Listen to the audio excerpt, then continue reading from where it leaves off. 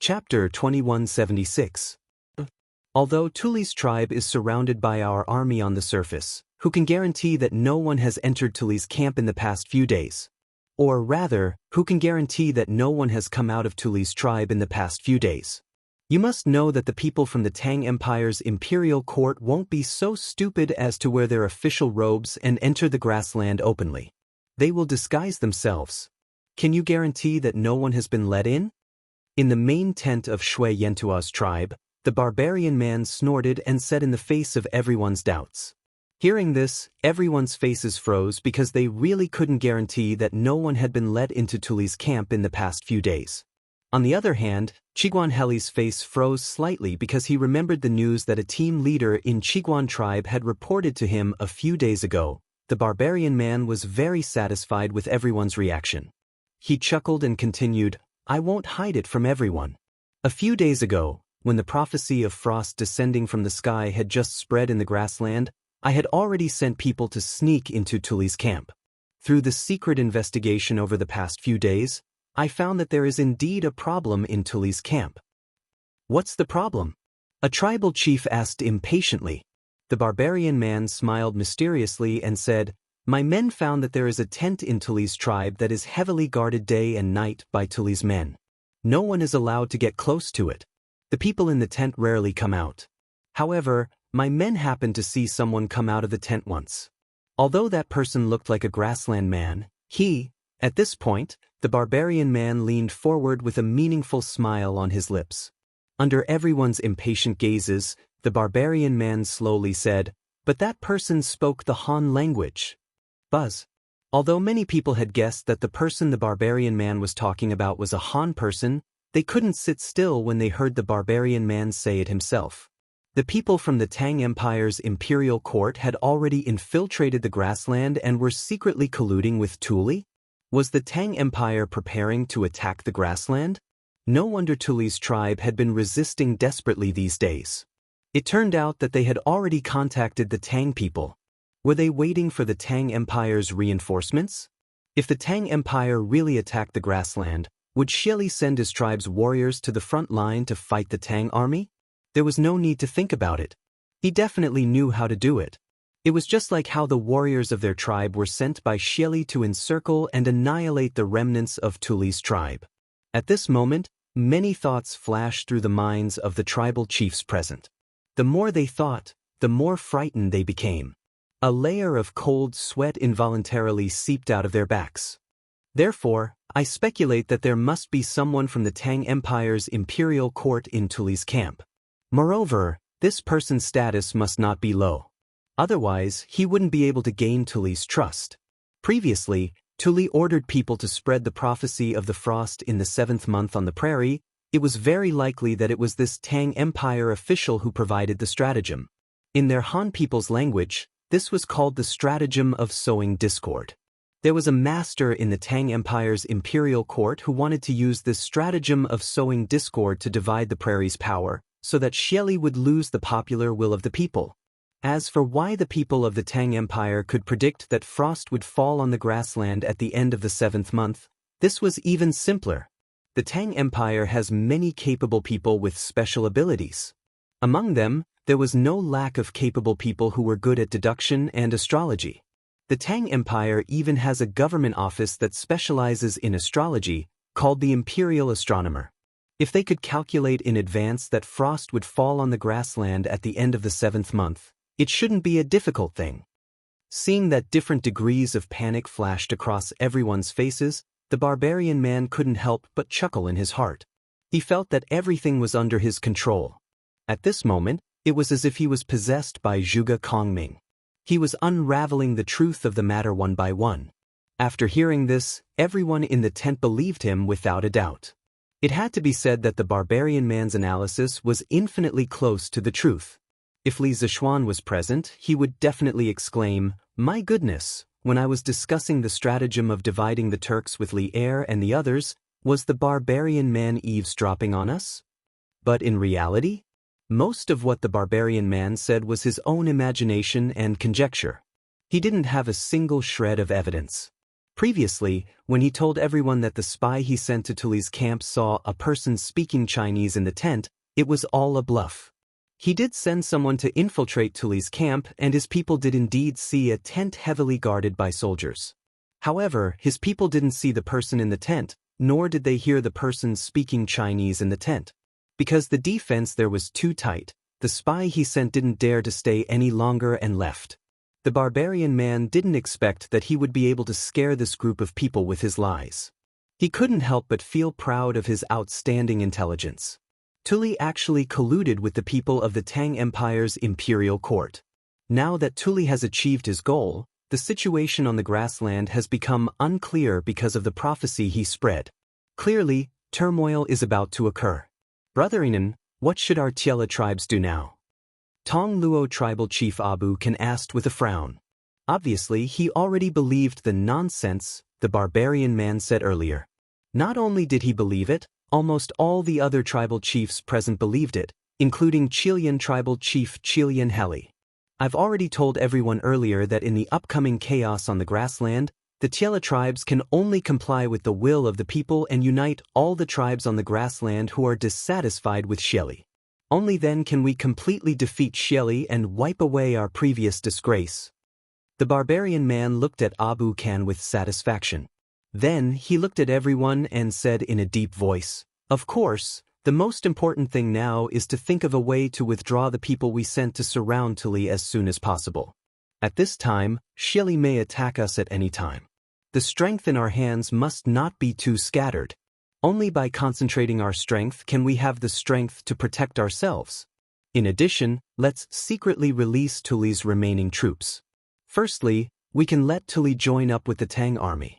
With Tuli's hatred for Xieli and the help of the Tang army, he is likely to quickly bring the Tang army back to the grassland to attack Xieli. Secondly, if Tuli escapes, Xieli will definitely send people to pursue him. This can also weaken a part of Xieli's strength." The barbarian man's words made everyone nod inwardly. At this time, Qilian Heli frowned and said, "But if we let Tuli go, Xieli's side will definitely attack us immediately. With our current strength, I'm afraid it will be very difficult to contend with Xieli directly." Brother Healy is right. Previously, Xieli ordered us to annihilate the remnants of Tuli's troops within 2 days. Now that 2 days have passed, Xieli has already wanted to find trouble with us. If we let the remnants of Tuli's troops go, I'm afraid he will directly send troops to attack us. Another tribal chief echoed. The barbarian man chuckled and said, "That's why I said just now that we have to gather all our strength. I suggest that after the Tiela 10 tribes withdraw their troops that surrounded Tuli's remaining troops, they immediately gather in 2 places. The 4 tribes in the south will join up with Qilian tribe, and the 4 tribes in the north will join up with my Shuiyantua tribe. We should first gather the elites of each tribe together as soon as possible, forming 2 main forces in the north and south that will cooperate with each other. As long as Xieli dares to send troops to attack one of us, the troops in the other place will quickly provide support. Our Tiela 10 tribes' warriors add up to at least 400,000 to 500,000. On one hand, Xieli has to chase after Tuli's remaining troops. On the other hand, he has to deal with the Tang army's sneak attack. It's impossible for him to defeat us in one bite. And we can take this opportunity to absorb the other tribes on the grassland who are dissatisfied with Xieli and unite with them to fight against Xieli." The reason why the barbarian man wanted the main forces of the Tiela 10 tribes to gather in 2 places was mainly because the territories of the Tiela 10 tribes on the grassland were very scattered. If they wanted to gather in one place all of a sudden, it would probably be very inconvenient. Shuiyantua tribe and Qilian tribe were the strongest among the Tiela 10 tribes. By letting the other tribes attach themselves to these 2 tribes, firstly, they could use the shortest amount of time to gather their forces in 2 places. Secondly, the main forces in the north and south could cooperate with each other in strategic positions. When one side was in trouble, the other side could not only provide support quickly, they could also besiege Wei to rescue Zhao and directly attack Xieli's court. This was called being able to attack and retreat at the same time. It had to be said that although this guy looked simple-minded and well-developed, his meticulous mind was absolutely qualified to become an ambitious and ruthless person. What he lacked was only time and opportunity. The frost that fell on the grassland was his opportunity. As the barbarian man's voice fell, everyone frowned and remained silent. In their hearts, they were all calculating the feasibility of the barbarian man's plan. In fact, they all knew that the current situation in the grassland was turbulent. To them, it was both a crisis and a good opportunity to overthrow Shili. However, Shili had after all dominated the grassland for so many years. His fame and his strength had long been deeply rooted in people's hearts. The Tiela tribes had submitted to Shili for so many years mostly because of fear and knowing that they were no match for him. For them to overcome the fear in their hearts and declare war on Shili, this was easier said than done. After all, this decision of theirs would determine the life and death of tens of thousands or even hundreds of thousands of people in their tribes. Also, I received a very important piece of news this morning. Seeing that everyone was interested but still hesitant, the barbarian man took a deep breath and decided to throw out the trump card. As expected, everyone once again focused their attention on the barbarian man. Chilean Heli said in a low voice, "What news?" At this time, "Stop keeping us in suspense, barbarian man." "Ha, brother Chilean, don't be anxious." The barbarian man chuckled and then said seriously, "I received news this morning. Yesterday morning, Shili's subordinate, Shi suddenly led more than 1,000 wolf riders and went all the way south. It seemed like they were chasing after someone. They chased all the way to the border of the Tang Empire." Chapter 2177. What? It's actually the imperial teacher? How is that possible? Shui Yen Tuo tribe, Central Army tent. After hearing the barbarian man say that Wuxia was the one Shili had sent after, everyone in the tent was shocked and exclaimed in disbelief. That was Wuxia, the only martial grandmaster in the prairie, an almost invincible existence. The reason why they had not dared to rebel against Shili all these years, besides the fact that Shili had a strong army, was because they were all afraid of Wuxia. Thinking back to the time when Wuxia had challenged all the masters of the prairie and broken through to the martial grandmaster realm in one fell swoop, everyone's hearts were inevitably shrouded in fear. Just imagine, if Wuxia had personally led an elite wolf cavalry to attack their tribe, with Wuxia leading the charge, their tribe's army would not have been able to resist for even a moment and would have been utterly defeated. At this time, hearing the barbarian man say that Wuxia had betrayed them and Shili had sent troops to pursue them, these tribal chiefs were pleasantly surprised, but at the same time, they felt that all of this was somewhat unreal. Why would Wuxia betray them? He was the imperial teacher of the prairie, second only to one person. Why is it impossible? Baron Man snorted coldly, interrupting the whispers of the crowd. He said in a low voice, "Our imperial tutor's origins are unknown. It is said that he was brought back by Princess Shu Yan from some unknown place. When he was brought back, his entire body was charred black and he was on the verge of death. If it wasn't for the old imperial tutor, he would have been dead. However, although he was rescued, he lost his original memories. Later, when the old imperial tutor passed away, Wuxia became the new imperial tutor of the prairie. Because of this, he attracted a large number of challenges from masters from various tribes. These people were all outstanding talents of their respective tribes, but Wuxia only needed 3 months to defeat all of them. More importantly, his strength also broke through from the Qi transformation realm all the way to the martial grandmaster realm. From then on, no one in the prairie dared to challenge him. But think about it. A Qi transformation realm cultivator breaking through to the martial grandmaster realm in only 3 months, is this possible? Even if Wuxia was a genius, it was impossible for him to use only 3 months to cross the threshold of the martial Dao that ordinary cultivators would never be able to cross in their lifetime. What does this mean? This meant that before he was brought back by Princess Shu Yan, he was already a great grandmaster. On our prairie, there hasn't been a martial grandmaster for nearly 100 years, so this Wuxia's identity is definitely not simple. At least, he would definitely not be loyal and devoted to Shili. It wouldn't be strange if he suddenly turned traitor. After listening to the barbarian's analysis, everyone could not help but fall into deep thought. In fact, Regarding Wu Jie's identity and origins, no one present was very clear. Throughout the entire prairie, very few people knew of this matter. Qigong Heli was silent for a moment. He could not help but say, "But these are only our guesses, there is no proof. If the imperial advisor is still in the palace, if we rashly raise the army to resist Xieli, wouldn't we be asking for trouble?" Imperial Preceptor is an expert of Great Grandmaster realm. If he did not betray us and Xieli sent him to lead his troops to deal with us, who among us Tiela tribes can stop him? One of the chieftains agreed. The barbarian man smiled confidently and said, "Although I don't have direct evidence, I still have some confidence.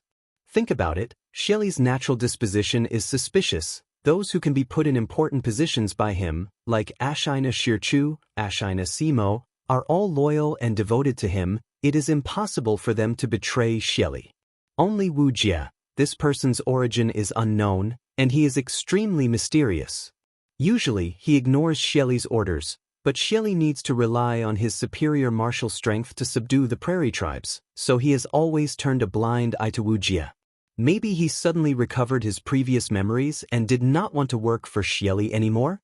That's why he ran away. Think about it, with Xieli's temperament, how could he let a great grandmaster escape? Moreover, he went south to the Tang Empire? He will definitely send people to kill him. Moreover, the people I sent to the palace also found an important piece of news. Perhaps it can prove that Wu Jie has already left the palace. What news? Everyone couldn't wait to ask. Although they were very dissatisfied with Xieli and wanted to rebel against him, none of them were willing to face Wu Jie, because a great grandmaster was really too terrifying.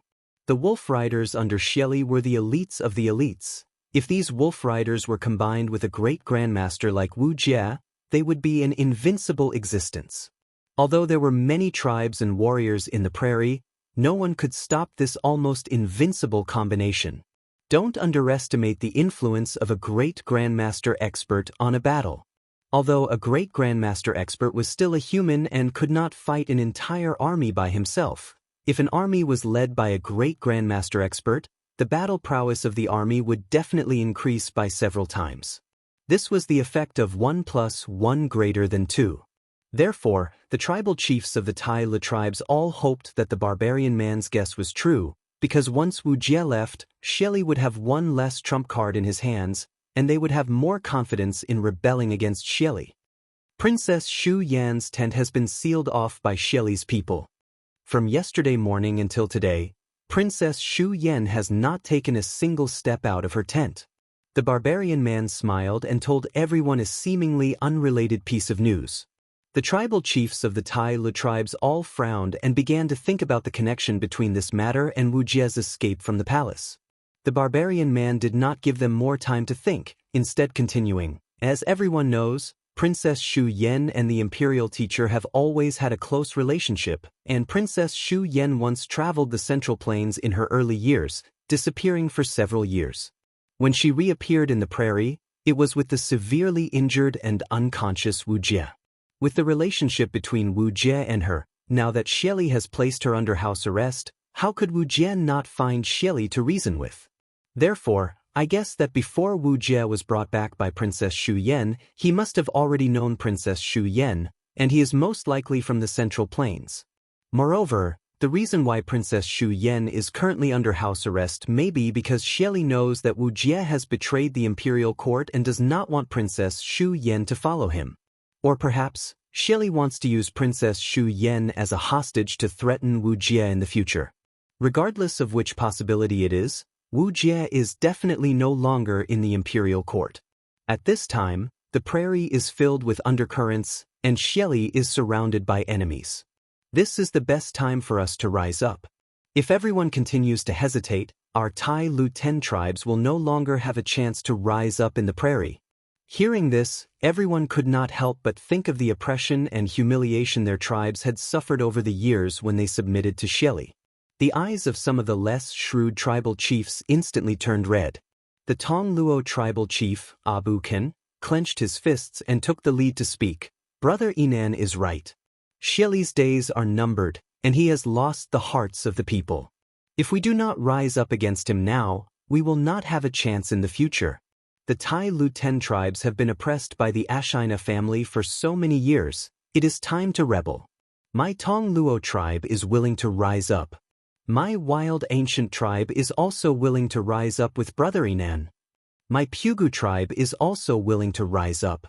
Immediately, a few other tribal chiefs of the Tai Lu 10 tribes expressed their views. Most of these tribes were located in the north of the prairie and were closer to Shui Yentua's tribe. The remaining tribes that had not expressed their views were mostly closer to Kijian's tribe. The uprising was initiated by Inan, and since Kijian Healy did not say anything, they naturally could not express their views. Brother Inan's analysis is correct. After the prophecy of frost on the prairie is realized, Xieli's prestige in the prairie is bound to be greatly reduced. Coupled with the fact that the state preceptor has most likely left the imperial court, this is indeed the best time for us to rise up. Seeing that Kijian Healy had no intention of speaking, a middle-aged man sitting below Kijian Healy spoke. However, the Tang imperial court has been eyeing the prairie for a long time. Once the Tai Lu 10 tribes rise up, the prairie is bound to fall into endless internal strife.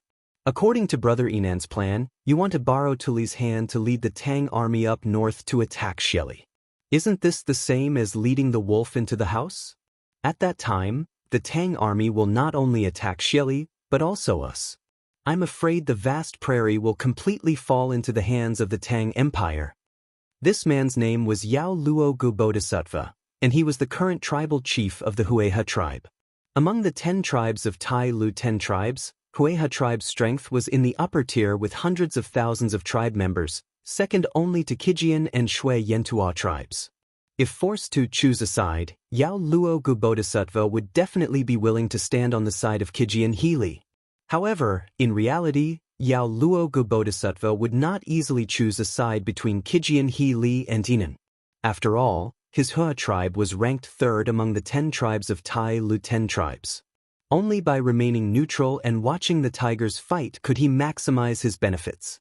Hearing this, everyone then remembered that Inan said he wanted to let Tuli go and then wait for him to lead the Tang army back to the prairie to attack Xieli. All the tribal chiefs once again cast their gaze on Inan. Indeed, with their current strength, even if they joined forces with the other tribes of the prairie who were dissatisfied with Xieli, it would still be difficult for them to contend against Xieli. It seemed that it was only a matter of time before they were defeated by Xieli. Using Tuli as a chess piece to lead the Tang army into the prairie to attack Xieli was indeed the only feasible method they could use to defeat Xieli. However, if Xieli was a tiger, then wasn't the Tang Empire a wolf? After defeating Xieli, the strength of the tribes of the prairie was bound to be greatly reduced. At that time, facing the wolf of the Tang Empire, how should they, the Tai Lu 10 tribes, deal with it? Bodhisattva, you're wrong. I'm not leading the wolf into the house.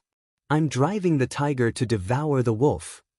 Inan took a deep look at Yao Luo Gu Bodhisattva, then sneered and said with awe-inspiring killing intent.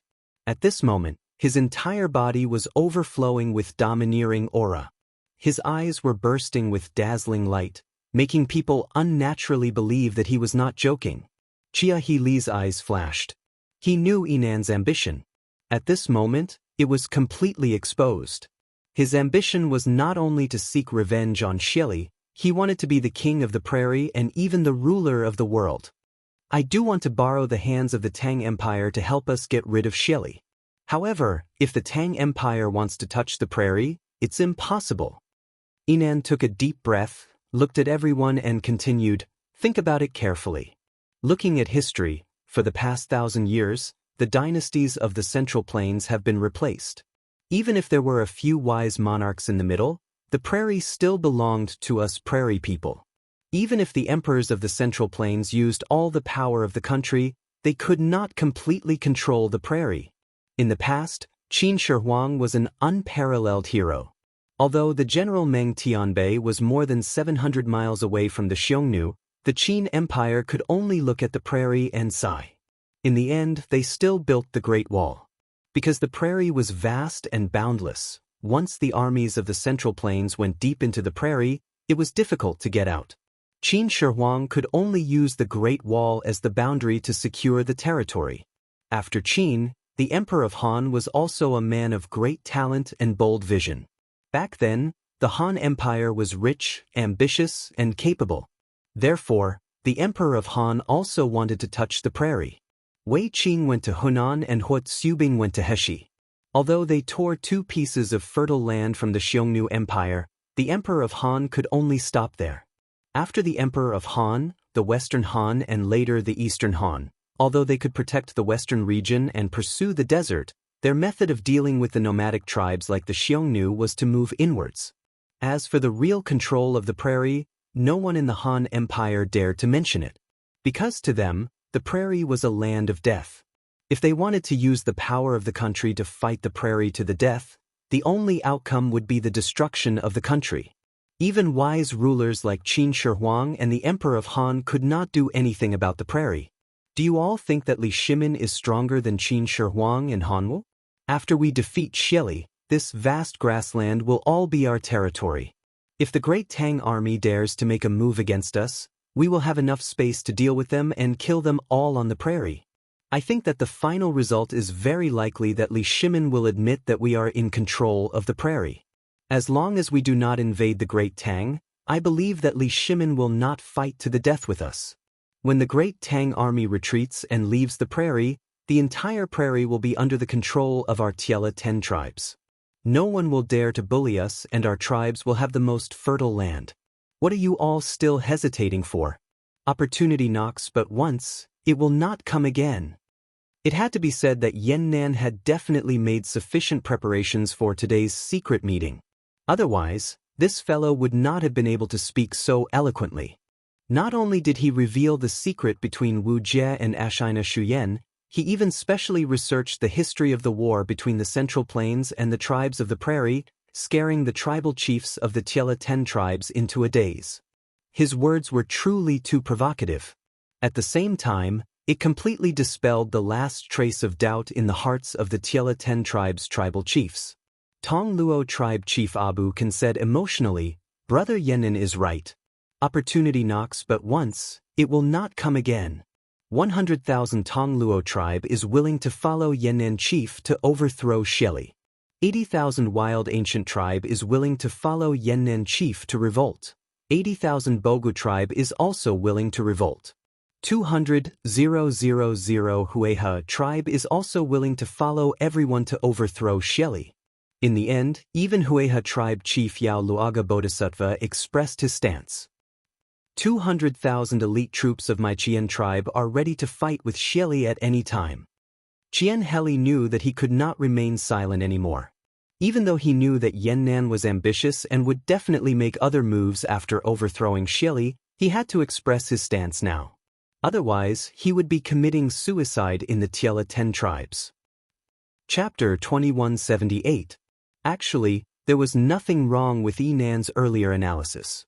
For thousands of years, the dynasties of the Central Plains had been replaced. There had been emperors throughout the ages, and there had also been muddle-headed emperors. However, there had never been a case where the Central Plains had complete control over the grasslands. On the other hand, the nomadic tribes in the north had always been a formidable enemy of the dynasties in the Central Plains. Sometimes, they would make peace with the dynasties in the Central Plains to obtain large amounts of living materials. Other times, they would go down south to plunder and bring great disasters to the dynasties in the Central Plains, sometimes even annihilating them. Back then, when Qin Huang swept through the 6 directions, how majestic was he? But facing the grassland, Qin Shi Huang could only look on and sigh. Even though Meng Tianbei was 700 miles away from the Xiongnu Empire, which greatly reduced their morale, the Qin Empire still built the Great Wall. The Great Wall symbolized defense. Usually, only when offense was not enough would one build a defense. The Great Wall also symbolized a boundary. The Great Wall was the boundary of the Central Plains dynasty in the north. Although the southern server was located in Lingnan, the Qin Empire's strategy in the north was to defend and stabilize their borders. Since the Qin dynasty had followed the Qin dynasty's political system for 100 generations, the later dynasties of the Central Plains could only follow suit. It could be said that they relied on the route, but it could also be said that they copied it because of the ambush. However, the Central Plains dynasty was unable to break through the Great Wall and had always been in a defensive position in the north. Emperor Wu of Han was like this, and the Western Han and Eastern Han after him were also like this. Later on, the Northern Wei dynasty appeared and unified the entire northern grasslands. However, the Northern Wei dynasty was established by the nomadic Xianbei people. Furthermore, the Northern Wei dynasty also started to build a great wall in the north. Hence, the moment Northern Wei became a dynasty, they would have to play according to Qin Shi Huang's plan. Following the long river of history, according to the original historical script, the Tang Emperor Li Shimin was the emperor of the Central Plains and the heavenly Khan of the grasslands. The Tang Empire opened up the Yenisei River and the 10,000 li grasslands. However, the Tang Empire's strategy in the grasslands was not to rule the grasslands completely. Instead, it was to support the pro-Tang forces and gradually assimilate the grassland tribes. Li Shimin's strategy was wise, and his method was correct. However, the Great Tang's progress had already come to an end when Emperor Xuanzong arrived, not to mention the Song dynasty after the Tang dynasty. The northern Song dynasty even lost the land of Hunan, which was the modern Ningxia, which was taken by Emperor Wu of Han. Therefore, the northern Song had basically returned to the era of the Qin Empire. Nuzhen Daijin was also a nomadic tribe. Before they entered the Central Plains, they were the overlord of the grassland. But what about after they took over the Central Plains? The new Zhenren quickly became Chinese. She didn't even go back to her hometown in the northeast. She slaughtered the grasslands in the north at first. Then she relied on the Tata people to restrain them. In the end, she still built the Great Wall. The Mongols were the fiercest, but the Yuan dynasty was only a part of the Great Mongol Empire. Hence, the Mongol nobles did not totally become Chinese and maintained their grassland nature. Therefore, although the Emperor of Dun was in the Central Plains, his heart was tied to the grasslands. As a result, the Yuan dynasty's rule over the Central Plains was as rough as it could be. It was so rough that they even forgot to collect taxes after conquering the Southern Song dynasty. However, once the Mid-Plains was reorganized, the Mongols could only retreat north, because these people had never treated the Central Plains as their home. Since the master of the Central Plains did not welcome him and even tried to chase him away with a stick, then he would quickly run back to the grasslands to sing and herd the horses. After the nomads conquered the Central Plains, they would definitely encounter two choices. It was also a dilemma. One was to quickly assimilate into the Chinese and then successfully take over, but they would have to give up on the grasslands. The other was to refuse to assimilate into the Chinese and then find it difficult to gain a foothold. Sooner or later, they would be chased away. Why did the Manchus achieve the unification of the Central Plains and the grasslands? The Manchurian emperor of the Qing dynasty created a trinity. In the Central Plains, he was called the Emperor, in the Mongolian grasslands, and in the snowy highlands, he was called the reincarnation of Manjushri. Therefore, the ruling methods of the Manchurian nobles were quite powerful. However, it was still the same question. Do you want the Manchurian people to become Chinese? This was a must. If they did not become Chinese, they would not be able to gain a foothold in the Central Plains. However, if the Manchurian people were to become Chinese, how would they rule the grasslands? A Lama temple was better than 100,000 soldiers. This was the understanding of the Manchurian emperor, and it was also the strategy of the Manchurian emperor to rule the grasslands. The Manchurian emperor's cost of conquering the grasslands was much lower than the Ming dynasty's cost. However, why did the ancient Central Plains dynasty not have a single emperor who dared to rule the grasslands? It was not that they did not want to, but that they could not. Other than what the Chinese man said earlier, there was a deeper reason. That was that the Han dynasty of the Central Plains and the Grassland dynasty had a fundamental difference in their underlying logic. In ancient China, what was a Han? A Han was defined according to culture. Specifically, it was the Confucian culture. As long as one accepted the Confucian culture and lived according to the Confucian culture, they would be regarded as a Han in ancient times. The Confucian culture first existed as a standard of ethics for the masses. Individuals who followed the Confucian culture had to live in a specific structure of interpersonal relationships. The Confucian culture required these specific interpersonal relationships to have a relatively stable family structure.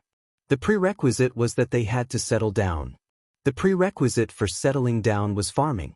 However, farming had a hard constraint, which was the amount of rainfall.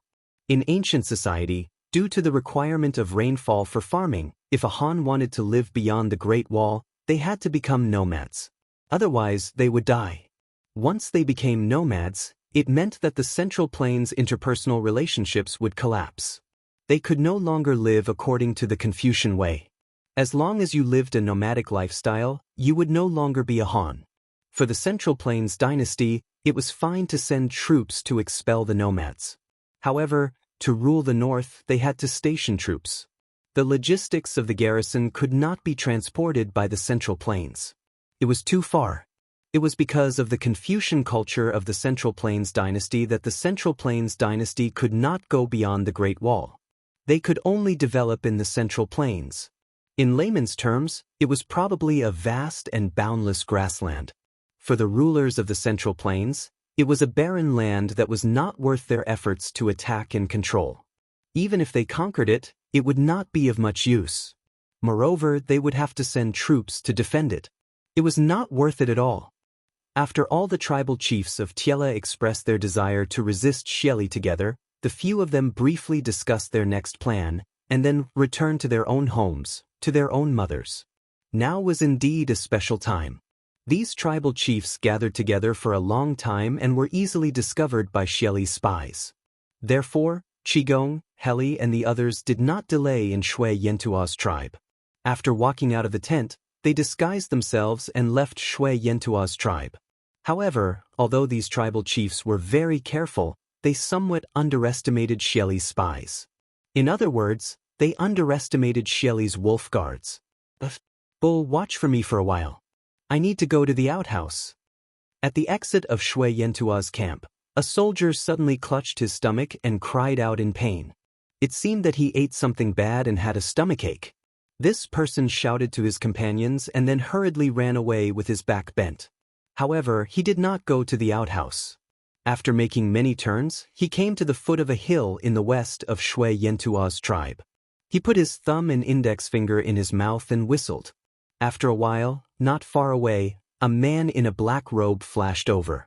That soldier hurriedly went up to him and said directly, "Quickly go and report to the Great Khan." The tribal chiefs of Tiela 9 tribes came to Shui Yentua's tribe to discuss with the barbarian man. It seems that they are planning something. They stayed in Shui Yentua's tribe for nearly an hour before leaving. Good. The man in the black robe nodded and only said one word. Then he turned and left. In a few breaths, he had already disappeared. Obviously, his martial arts were not ordinary. As for the soldier, he surveyed his surroundings. After confirming that he had not been exposed, he slowly returned to his post. Chapter 2179. Jimming, you're right. The barbarian man may end up burning himself in the end. In the main tent of the Qigu tribe, Qigu Heli sighed and said, "After the Wei River Alliance, the Tang Empire has been recuperating for the past 2 years, and its national strength is becoming more and more prosperous. On the other hand, our Turks have been caught in internal strife. The current Tang Empire's strength is not weaker than Xieli's. Half a month ago, Xieli sent 50,000 of his most elite wolf riders to the Tang Empire's border to receive state teacher Wuxia. But in the end, the 50,000 wolf riders were annihilated by the Tang Empire's army. From this, it can be seen that the current strength of the Tang Empire's army is definitely not the same as 2 years ago. The barbarian man wants to lead the Tang Empire's army north to attack Xieli and then drive the tiger to swallow the wolf. But how does he know that the Tang Empire will definitely send troops to the grassland? As far as I know, the current Tang Empire's imperial court can be said to be full of talents and bright stars. There are Fang Xianling, Zhang Sun Wuji, and other world-shaking talents. In the military, there are peerless generals like Li Jing, Qing Jijie, and Yu Qijingde. If Tuli leads his troops to return to the Tang Empire, if the civil and military officials in the Tang Empire's imperial court know about the current situation in the grassland, in my opinion, they will most likely choose to sit on the mountain and watch the tigers fight. When our Tiela tribe and Xieli's imperial court both suffer losses, they will then lead their troops north and reap the benefits. Therefore, since yesterday's frost on the grassland and rumors about Xieli's misconduct spread everywhere, I'm afraid all the tribes on the grassland have already fallen into the Tang Empire's scheme. There are experts in the Tang Empire's imperial court. And now in Tuli's camp, there must be a senior official of the Tang Empire secretly adding fuel to the fire. Why does Chief say so? Jiming agreed with the first half of Chigu Heli's words. He also thought that after the Tang Empire knew about the grassland situation, they would most likely choose to sit on the mountain and watch the tigers fight instead of rashly sending troops to attack Xieli. On this point, he and Chigu Heli agreed. However, Chigu Heli's last sentence surprised him. Thanks to Baron Man's reminder this morning, I was reminded of something. Keeg Li furrowed his brows and said in a deep voice, "A few days ago, a squad leader named Keeg from Pudua's tent guarding the southern fortress reported that there was a caravan of Pugu tribe coming from the south. They claimed that they were under the orders of the chief of Pugu tribe to transport a batch of Tang specialties from Taiyuan and offer them to the Great Khan. He brought people to inspect the carriages of the caravan. Seeing that the carriages were filled with silk, porcelain, and ironware, he gave the order to let them pass. Not long after that, there was a prophecy on the grassland that Xieli's misconduct incurred the wrath of Tingri. At the end of July, there will be frost in midsummer. At first, no one believed it, but unexpectedly, there was frost yesterday morning. The situation on the grassland instantly became delicate. Later on, I asked the chief of Pugu tribe. He said that their tribe had not sent out any caravan recently, and no caravan came back from outside. So, I guess that the caravan that Keeg let go was most likely an envoy sent by the Tang Empire to help Tuli. The prophecy of frost in midsummer at the end of July was purposely released by the Tang Empire's envoy to stir up the situation on the grassland and make the grassland fall into greater turmoil so that the Tang Empire's imperial court could reap the benefits and conveniently help Tuli. Brilliant. Really brilliant. When Keeg Heli first heard about the prophecy of frost in the grassland at the end of July, he suspected that this rumor must have come from Tuli. He guessed that Tuli wanted to use this rumor to stir up the situation on the grassland and then take the opportunity to lead his tribe out of the encirclement and surrender to the Tang Empire. He even guessed that Tuli might have already gotten in touch with the Tang Empire's imperial court. Otherwise, he would not have suddenly put on such a show. But he never expected that an official from the Tang Empire's imperial court would secretly sneak into the grassland and infiltrate the heavily encircled Tuli's court. This was really a case of how to catch a tiger cub without entering the tiger's den. Even Keeg Heli somewhat admired that person's courage. If this is true, then the Tang Empire's imperial court is really too terrifying. Hearing this, Guzang Jiming opened his eyes wide and said with a shocked face, "So, the grassland's civil strife is about to rise. If our Keeg tribe still follows the barbarians and becomes the enemy of the Tang Empire, it is really an unwise move. We have to think of a way out for our tribe in advance." Keeg Heli sighed and then looked at Guzang Jiming and said in a deep voice, "These years, the grassland's civil strife has not stopped. The Keeg tribe has been suppressed by Xieli. The warriors in the tribe are often sent to the front line by Xieli. In just over 2 years, more than 10,000 warriors of our Keeg tribe have been killed or injured. In the long run, even if our little family property is not exhausted by Xieli, it will be lost in the endless civil strife. As the chief, I have to think of a way out for my tribesmen." Chapter 2180. Now that the rumors have been spread and the frost has fallen, the herdsmen on the grassland are all restless and discussing Xieli in private.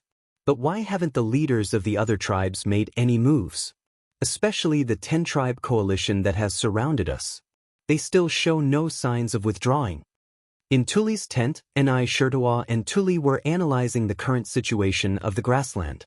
At this time, Enai Shirtawa said with some melancholy, "After seeing the vast expanse of white frost on the grassland yesterday morning, he and Tuli were so happy that they almost jumped up.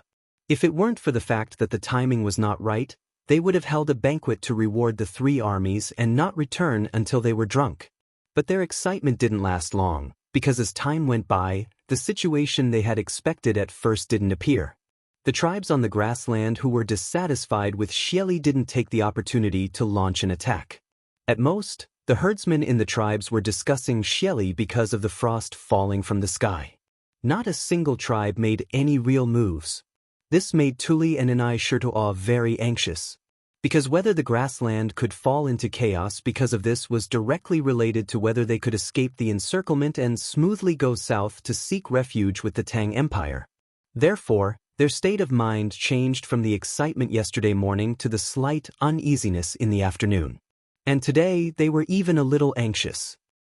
Xioli has ruled the grassland for many years. The strength under his command is far from what any tribe can compare to. In addition, in order to unify the grassland, he has destroyed countless tribes. His methods are extremely cruel. Which tribe on the grassland isn't afraid of him now? Although the prophecy of frost falling from the sky has come true and Xioli has lost all the people on the grassland and some tribes have become restless because of this, the power of one or several tribes is still too insignificant.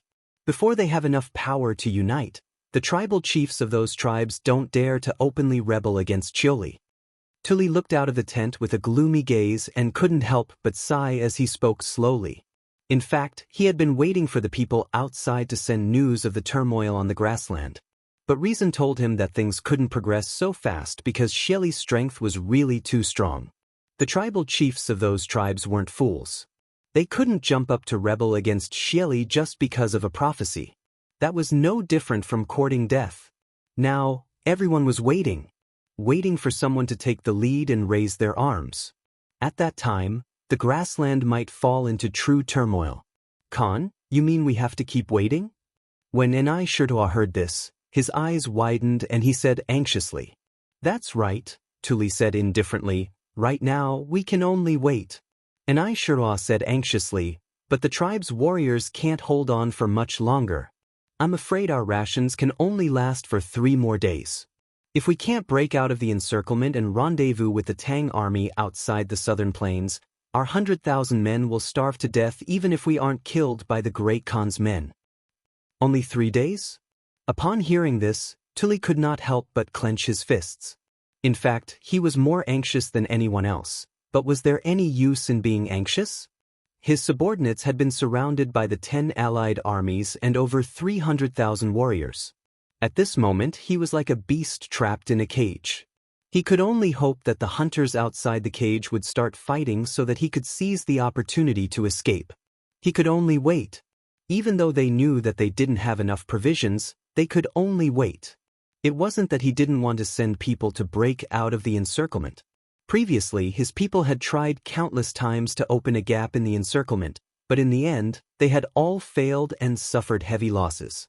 If they tried to break out now, it would only increase the number of casualties, and the result wouldn't change at all. Is there any movement on Tang Jian's side? After a long silence, Tuli suddenly asked, replying to the Great Khan. Ever since Tang Jian changed his tent, his days have been even more carefree than before. We're still worried about the news from the front line, but he's living well. He's been drinking wine and having beautiful women all day long. He's living very comfortably. Upon hearing Tuli mention Tang Jian, Inai Shirtuo's face suddenly became indignant and he couldn't help but criticize. Speaking of which, after the frost fell yesterday morning, Tuli knew that his plan had succeeded by more than half. He was in an incomparably good mood. Therefore, he ordered people to settle Tang Jian and the others in the best tent, gave them the best food, the best wine, and also sent the best beauties in the tribe to serve them. He practically treated Tang Jian as the tribe's honored guest. Compared to the treatment Tang Jian received at the beginning, it was like the difference between heaven and earth. It couldn't be helped. After witnessing the realization of the frost prophecy, Tuli knew that he had hope of escaping. After he escaped, he still had to lead his troops to surrender to the Tang Empire. Tang Jian was the Tang Empire's Duke of Zhu and an important minister of the imperial court. After he surrendered to the Tang Empire, he would inevitably have to rely on Tang Jian in many places. Therefore, he had no choice but to carefully serve Tang Jian. Inai Shirtuo's face was full of indignation. After hearing Inai Shirtuo's words, Tuli's gloomy face eased up. He muttered to himself, "That's good. That's good." He thought that as long as Tang Jian remained calm and didn't panic, it meant that the situation hadn't deteriorated to the point of no return. It must be known that when the frost prophecy was spread, Tuli's heart was even more uncertain than it was now. However, at that time, Tang Jian looked calm and at ease, not worried at all that the prophecy would come true. In the end, the heavens really did come at the end of the 7th month and sent frost to the prairie. As soon as he thought of this, Tuli's restless heart suddenly calmed down. He now had a kind of honey confidence in Tang Jian. As long as Tang Jian didn't panic, he wouldn't panic. What? And I sure to awe faintly heard Tuli's muttering. He couldn't help but open his eyes wide, wondering if he had misheard. He thought, that old guy Tang Jia was living a carefree and happy life in their camp. How could it be a good thing in the Khan's eyes? Tuli shook his head and didn't explain further. At this moment, a voice came from outside the tent, reporting to the Khan, General Demotzi of Shui Yentua's tribe requests an audience. Demotzi? Upon hearing this, Tuli's body suddenly shook, and a trace of astonishment flashed in his eyes. He and Shirta looked at each other, then quickly sat up straight and ordered outside the tent, "Invite General Demotzi in." Demotzi was not only the general of Shui Yentua's tribe, but also the nephew of a barbarian man. Although he was only in his teens, he had divine strength since childhood. Not only was he rarely a match among the younger generation of the tribe, but few people in the army who were older than him could beat him. Therefore, at such a young age, Demotzi had become a general that the barbarian man relied heavily on.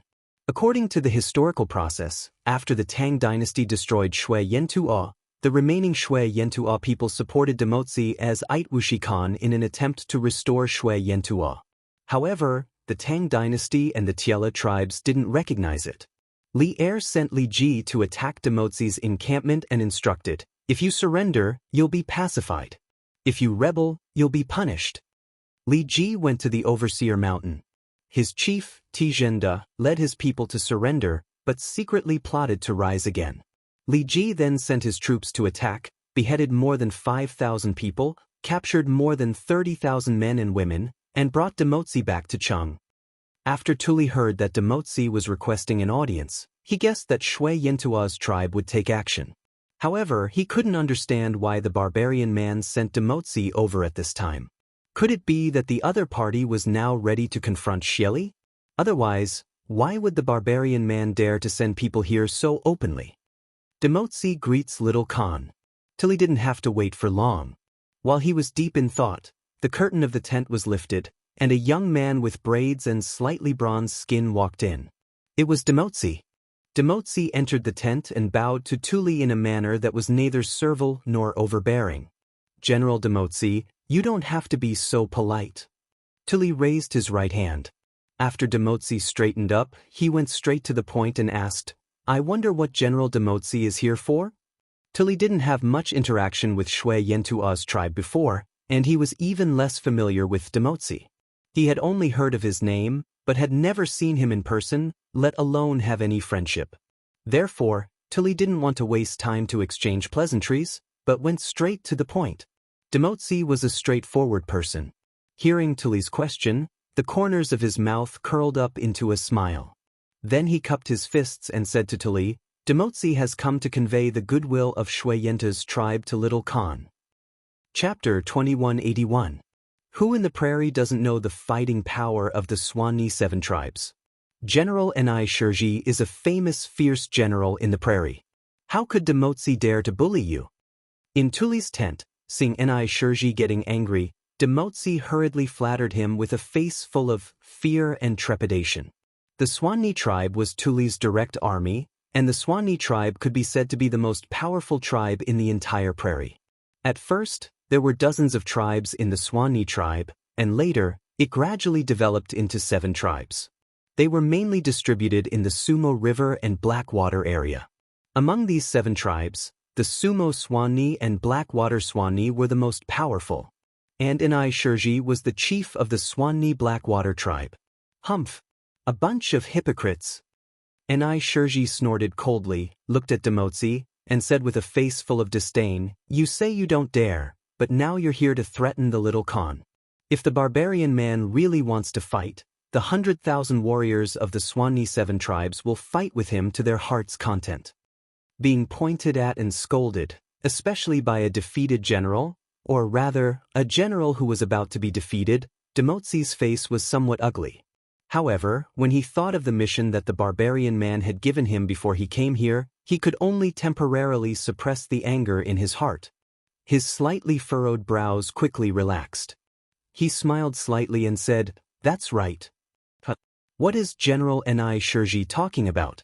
Demotzi came here with the friendship of my Shui Yentua tribe. Over the years, the great Khan has relied on his tyrannical strength to go on expeditions and collect taxes on the prairie. A while ago, he implemented the Han official system, causing the people of the prairie to seethe with resentment. The reason why the Tiela 10 tribes surrounded the little Khan was also because they were threatened by Xieli. However, no matter what, our common enemy should be Xieli, and we should not be killing each other here. Although the little Khan's men are incomparably elite and all of them are fearless of death, you have been besieged for such a long time, your men and horses are already tired, and your provisions are almost exhausted. My chief can't bear to harm his own people, so he tried to find a way to survive for the little Khan. In the end, after many persuasions, all the chiefs of the Tiela 10 tribes agreed to take the risk and let the little Khan's men leave the prairie. Of course, we also have some selfish motives because we let the little Khan leave without permission, and it will definitely anger Xieli. Next, I'm afraid that Xieli will soon lead his troops to attack our Tiela 10 tribes, so we hope that after the little Khan joins the Tang Empire, he can lead the Tang army to invade the prairie and attack with us. Seeing that the hard way didn't work, Demotzi had no choice but to use the soft way. The main reason was that the old man Ni Shirtoa was too stubborn. If he really angered him and caused the Bai and 7 tribes to fight to the death with Shui Yentua's tribe, then it would be a big joke. When he returned, wouldn't the barbarian man skin him alive? On the other hand, calculating the time, the rest of the Tiela 9 tribes should be arriving soon. As soon as those people arrived, they would withdraw their respective tribes' troops and horses. Wouldn't his previous nonsense with Ni Shirtua and Tuli be exposed? At that time, not only would Tuli and Shui Yentua's tribe become enemies, the rest of the Tiela 9 tribes would also blame Shui Yentua's tribe for secretly smuggling goods. That's right, the barbarian man sent Demotzi to force Tuli to swear in the name of Tingri and hand over his only son to Shui Yentua's tribe as a hostage. This was smuggling goods. The barbarian man wanted to completely strangle the uncertainty of whether Tuli would lead the Tang army to the prairie as soon as possible, and he also wanted to hold the card of Tuli's son in his own hands. After all, the strength of the Bai and 7 tribes couldn't be underestimated. If Tuli really led the Tang army to the prairie in the future, the strength in his hands and the warriors of the Bai and 7 tribes under his command might all be used by him because of this card. Chapter 2182. Inside the tent, Tuli looked into Tang Jian's eyes with a nervous and anxious expression. His burning gaze was like a deeply affectionate man gazing at his lover. Cough cough Tang Jian felt his scalp go numb. In fact, it wasn't that Tuli didn't know the severity of the matter. Tuli was naturally very willing to exchange one person's life for the survival of hundreds of thousands of people in his tribe. However, that person was his only son, so he was somewhat hesitant. After all, he only had one son. Although he was not yet 30 years old, he was still in the prime of his life. Even if he lost this son, he could still have another one in the future. In any case, as long as he escaped to the Tang Empire, Li Er would give him a lot of rewards based on his status. He could still live a life of 3 wives and 4 concubines, living a life of luxury. However, who could guarantee that he would really be able to have another son in the future? The medical conditions of this era were not as developed as those of modern society. Whether it was the probability of pregnancy or the probability of a newborn being born smoothly and growing healthily, they were all not very high. In the current situation where he didn't have a second son to guarantee, Tuli didn't want to risk his only son. If Tang Jian really had a way to save his son, then Tuli was even willing to treat Tang Jian as his savior, for the rest of his life, the benefactor who saved his son's life. Cough cough. Khan, you're confused because you're too concerned. Tang Jian, who felt uncomfortable being stared at by Tuli, hurriedly coughed to break the awkwardness in the air. With a serious expression, he said, Khan, you might as well think about it carefully. At this critical moment, since the barbarians and the other Tiela tribes have unanimously decided to raise their troops to fight against Xieli, not only does it show that they have long been disloyal to Xieli, but it also proves that they have already realized that this is their only chance to defeat Xieli. Khan, do you think that the Tiela tribal chiefs will give up or change their plans for such an important plan because of a hostage? Tuli's eyes turned cold when he heard this. He felt that Tang Jian's analysis was very reasonable, but some parts seemed to be somewhat unreasonable. After a moment of silence, he couldn't help but frown and ask, if that's the case, then wouldn't it be superfluous for the barbarians to send Demotzi here to sing this song? No. Tang Jian shook his head and said, if my guess is correct, the barbarian man's action is more of a probe.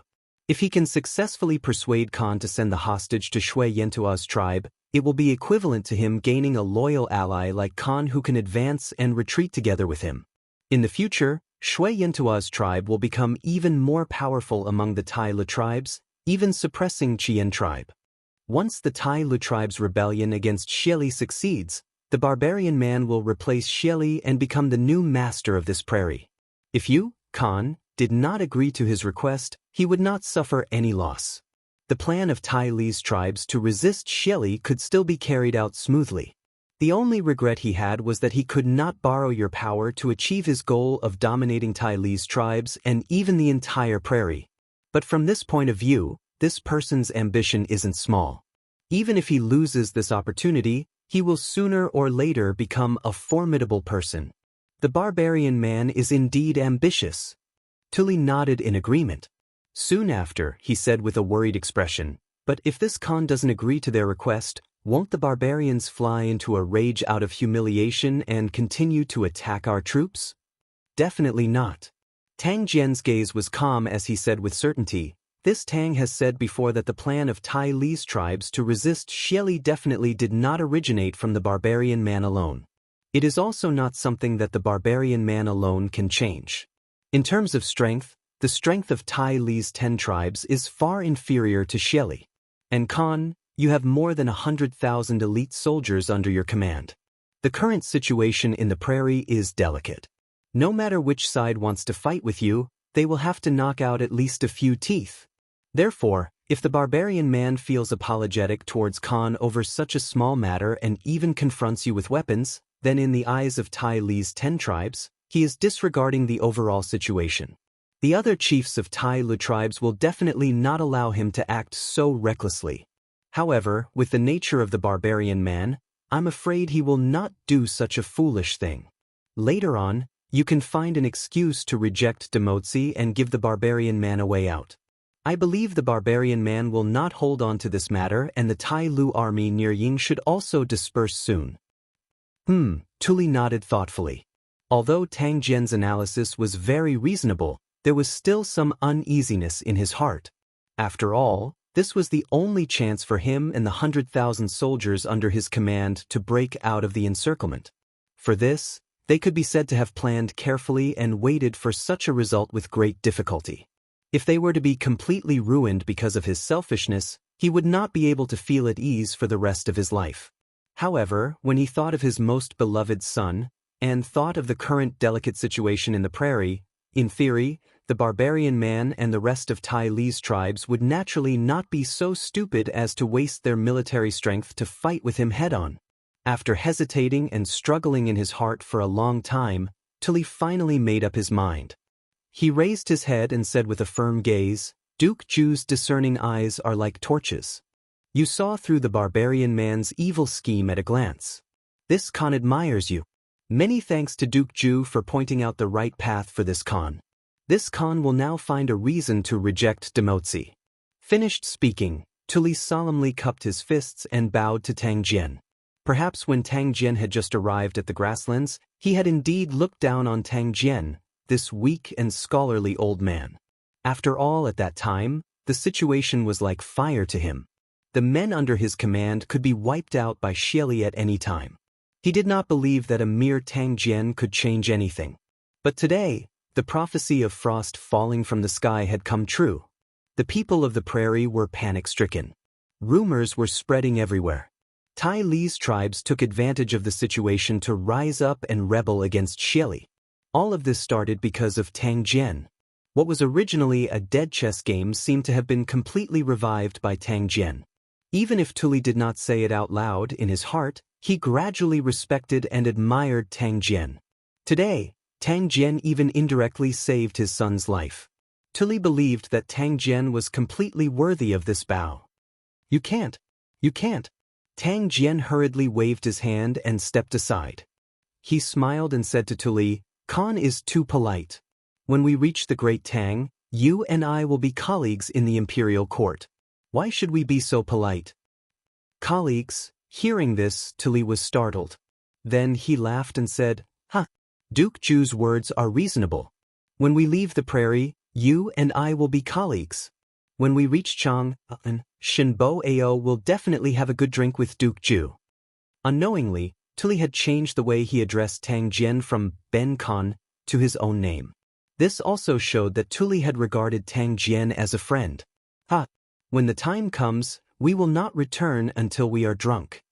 Tang Jian laughed and said. Tuli knew that he could not delay Timozi for too long. So, he bid farewell to Tang Jian and quickly went to the central tent. As soon as he arrived outside the tent, he heard Timozi's impatient voice coming from inside the tent. General Ni Shirshir, when will little Khan give me an answer? My chief is still waiting for me to return and report. Soon. Such a big matter, Khan and heir apparent must have a good discussion. Why are you in such a hurry? This was Ni Shirshir's voice. He was also a little impatient because before Tuli came back, he had already said similar words countless times. Ni Shirshir was a hot-tempered person who would explode at the slightest provocation. If it were anyone else who urged him like this, he would have slapped them long ago. However, the person in front of him was Demotzi, the nephew of the barbarian man. If he beat him up, the old barbarian man would definitely not let the matter rest. At that time, it would be hard to say if they could escape from the grassland. Therefore, even though he was very unhappy, Ni Shirshir had been suppressing it. His heart was very uncomfortable. No. The chief has given me 2 hours to return to the tribe and report. I can't delay any longer. I have to find little Khan and ask him face to face whether he agrees or not. He has to give me a definite answer immediately. Inside the tent, Timozi frowned and turned to walk out of the tent. The main reason was that he was really anxious. Tuli had already left for more than a quarter of an hour. Calculating the time, the people from the other tribes should be coming soon to pass on the order of withdrawal to the surrounding defenders. At that time, he would be exposed. Even if he was exposed, Tuli and the others wouldn't dare to do anything to him. However, if this matter spread out, the other chiefs of the Tiela tribe would definitely know about the barbarian man's plan. At that time, they would really go for wool and come home shorn. Ni Shirshir frowned and moved his feet slightly. In a flash, he stood in front of Timozi and said in a deep voice, General Timozi, this is an important military camp. Not every soldier knows you. If you walk around casually, it won't be good if someone treats you as someone from another tribe and catches you. Therefore, you'd better stay in the tent and wait for Khan to come back. Before Tuli left, he told him to take good care of Timozi. Although Ni Shirshir didn't know who Tuli went to look for after leaving the tent, he could still understand the hidden meaning in Tuli's words. Tuli was determined not to let Timozi leave the tent, at least not before Tuli came back. General Ni Shirshir, what do you mean by this? Seeing that Ni Shirshir had the intention to stop him, Timozi narrowed his eyes and exuded a dangerous aura. In terms of prestige on the grasslands, although he was not as famous as Ni Shirshir, when it came to fighting, he was not at all weak. Besides, he came here as a representative of the barbarian man. Naturally, there was nothing to be afraid of. General Timozi, please don't be angry. General Ni Shirshir doesn't have any bad intentions. We both hate Xieli to the bone and should be friends. Why should we harm our friendship? Outside the tent, Tuli knew it was time to go in. Most importantly, in such a short time, he had already thought of an excuse to send Timozi and the barbarian man away. Therefore, he opened the tent curtain and walked in. He chuckled at Timozi, who was about to fight with Enai Shirshir. Khan! Seeing Tuli come in, Enai Shirshir was shocked. He no longer cared about Timozi beside him and quickly turned around to salute with cupped fists. Timozi also hurried to greet him and said, "Little Khan, you're finally back. What's the result of your discussion with Helyua? Timozi needs to return to the tribe as soon as possible to report. Please give me an answer now." Tuli coughed softly and said with a serious face, "General Timozi, unfortunately, Helyua has recently contracted a strange disease. His body is sometimes cold and sometimes hot. At first, this Khan thought he had caught a cold, but many shaman doctors in the tribe couldn't cure him. Just now, this Khan went to Helyua's tent to check again. Coincidentally, the tribe's old shaman doctor, Zhuama, diagnosed him. Zhuama said that Helyua has contracted a cold and fever." Chapter 2183. Khan, if the barbarian gets wind of this news, will he fly into a rage out of humiliation and lead his troops to attack us? In Tuli's tent, Enai Shirta asked Tuli worriedly after Demotsi had left for a long time. He naturally knew that what Tuli had said to Demotsi about Helyua getting cold and fever was a lie. When he saw Helyua yesterday, he was still alive and kicking. How could he suddenly get cold and fever? Clearly, Tuli didn't want to hand his son over to Shui Yentua's tribe. From a personal point of view, Enai Shirta naturally didn't want to hand over Helyua either. Even if the Tiela tribes withdrew, he would feel ashamed. However, compared to the lives of the hundreds of thousands of soldiers under his command, Enai Shirta felt that there was nothing wrong with leaving him behind. However, these were only his personal thoughts. Now that Tuli had made a decision, he would support him unconditionally. However, he still couldn't help but worry that the barbarian man would retaliate after he got wind of this news. The situation in the grasslands is delicate now. Since the Tiela tribes dared to unite to resist Xieli, it means that more and more tribes on the grasslands are dissatisfied with Xieli and are willing to stand up. At this time, even if the barbarian man is unwilling, he won't dare to waste his troops here. Otherwise, how can he resist Xieli? Although he wasn't sure, Tuli still replied with certainty. He had to give his subordinates confidence. Khan is wise. Enai Shirta frowned and thought for a while. He felt that the barbarian man's words were reasonable, so he leaned over and flattered him. Tuli's expression didn't change. He pondered for a moment and ordered, "General Enai Shirta, immediately pass down the order. Tell all the generals to count their men and horses, pack up, and be ready to set out at any time. In addition, send a group of people out to pay attention to the movements of the troops around Yiting. Once the troops in one direction retreat, we will immediately break out from that direction and leave the grasslands." Enai Shirta was shocked when he heard this. They had been trapped here for nearly half a month. They had experienced life and death situations and even ran out of food and water. Now that they were about to break out, Enai Shirta couldn't help but feel somewhat enlightened. All these changes were brought about by that Tang. This subordinate obeys. Enai Shirta immediately cupped his fists and accepted the order. He then turned and walked out of the tent. "Duke, forgive me for speaking out of turn. We are about to complete our mission and leave the grassland to return to Chang. Why do you still want to create more problems? That barbarian man is not a good person.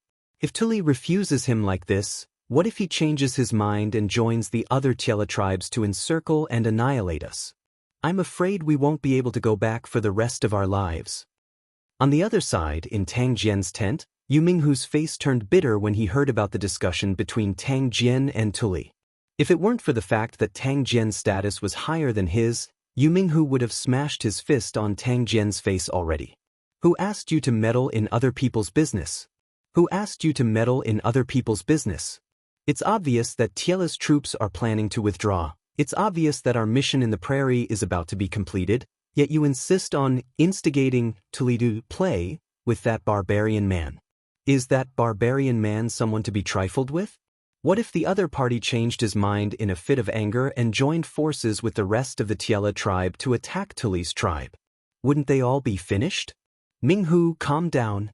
Don't be impatient.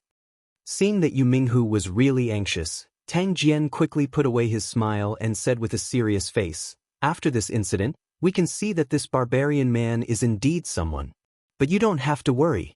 Since the Tiela tribes have decided to join forces to resist Xieli, the barbarian man won't choose to waste his troops to encircle and annihilate Tuli at this time. Besides, as far as this old man knows, the most powerful tribe among the Tiela tribes should be the Qian tribe. Even if the barbarian man loses his head in a fit of anger and wants to do something foolish, the chief of the Qian tribe won't let him do as he pleases. But what if?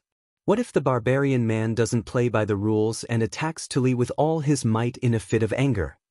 Yu Minghu didn't buy it at all. Mainly, he felt that Tang Jian's action was completely superfluous. Since the barbarian man wanted Tuli to hand over He Luye as a hostage, why not just let Tuli hand him over? What did it have to do with them? As long as the barbarian man kept his word and promised to withdraw the troops, this deal was very worthwhile. Tang Jian didn't need to interfere and instigate Tuli to reject the barbarian man. Wasn't this adding more variables to their escape from the grasslands? At this time, Yu Minghu's emotions were somewhat out of control. With reddened eyes, he said, "I still have a 60-year-old father and mother at home. I was thinking that after this mission is completed, I can earn some military merits. I was planning to return to Chang and marry a wife to make them happy. If we can have a boy or a girl, our Yu family will have descendants and they won't have to worry about me all the time. But you did this. If the Tiela tribes really changed their minds because of this, none of us can go back." Not everyone had a heart as big as Tang Jian's. For example, Yu Minghu and the other imperial guards who escorted Tang Jian to the grasslands, although they were all elites in the army, they were isolated and helpless after coming to the vast grasslands with Tang Jian. Every day, they went through life and death trials and were constantly on tenterhooks. If they were not mentally strong, they would have already broken down long ago. They were able to hold on until now because of the belief in their hearts, the belief to go home. And now, Tang Jian's seemingly superfluous decision might very well ruin their hard-won opportunity to go home. How could Yu Minghu not feel heartache? Seeing Yu Minghu reveal his true feelings, Tang Jian couldn't help but fall silent. Yu Minghu was born in the Imperial Guards. Before this, they actually didn't have any interactions. However, along the way, they had crossed mountains and rivers, experienced all kinds of difficulties and dangers, and even faced death several times. The relationship between Tang Jian and Yu Minghu and the others had gradually lost the boundary of superiority and inferiority. They were more like friends. However, before this, Yu Minghu had always obeyed Tang Jian's orders and never raised any objections. Now, his abnormal behavior was really because Tang Jian instigated Tuli to reject the barbarian man. This move was too risky. Moreover, it was risking everyone's lives. If Tang Jian had taken such a risk when they first came to the grassland, Yu Minghu wouldn't have said anything. Because at that time, their situation was very bad and they could only fight to survive. But now, they were clearly about to welcome the dawn of victory, but Tang Jian still wanted to create new problems. Yu Minghu couldn't understand this. "Minghu, this old man's move is indeed a little risky, and I have neglected your feelings. This old man deeply apologizes." After a long silence, Tang Jian patted Yu Minghu's shoulder heavily and sighed. But then, he changed the topic and said, "But even if I had to do it again, this old man would still make the same choice. It's not that this old man is superfluous and creating new problems. This barbarian man is very ambitious. If he really leaves Tuli's son in Shui Yentua's tribe and suddenly submits to the imperial court, wouldn't it be equivalent to the barbarian man inserting a chess piece in our Tang Empire? I believe that His Majesty also doesn't want to see this situation. It's true that our Tang Empire wants to attack the grassland, but when and how to attack, only the Tang Empire has the final say. The Tang Empire can't become the barbarian man's knife to eliminate Xieli. Otherwise, even if Xieli falls, the barbarian man will become the next Xieli. For our Tang Empire, there will be no end of trouble." Tang Jian was truly far-sighted.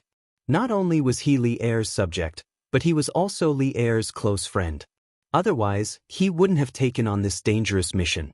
As a close friend, he naturally had to clear all obstacles and hidden dangers for Li Er, so he couldn't let the barbarian man take Hiluaha hostage to threaten Tuli.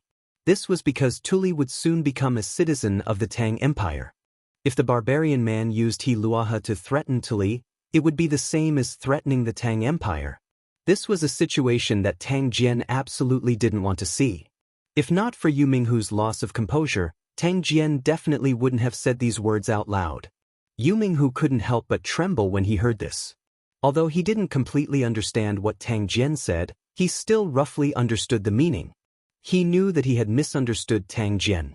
Tang Jian's previous actions weren't superfluous and creating new problems, but had a deeper meaning. Duke, you have great foresight. This subordinate was short-sighted and lost composure for a moment. Please punish me, Duke. Yu Minghu knelt on one knee and cupped his fist to Tang Jian in shame.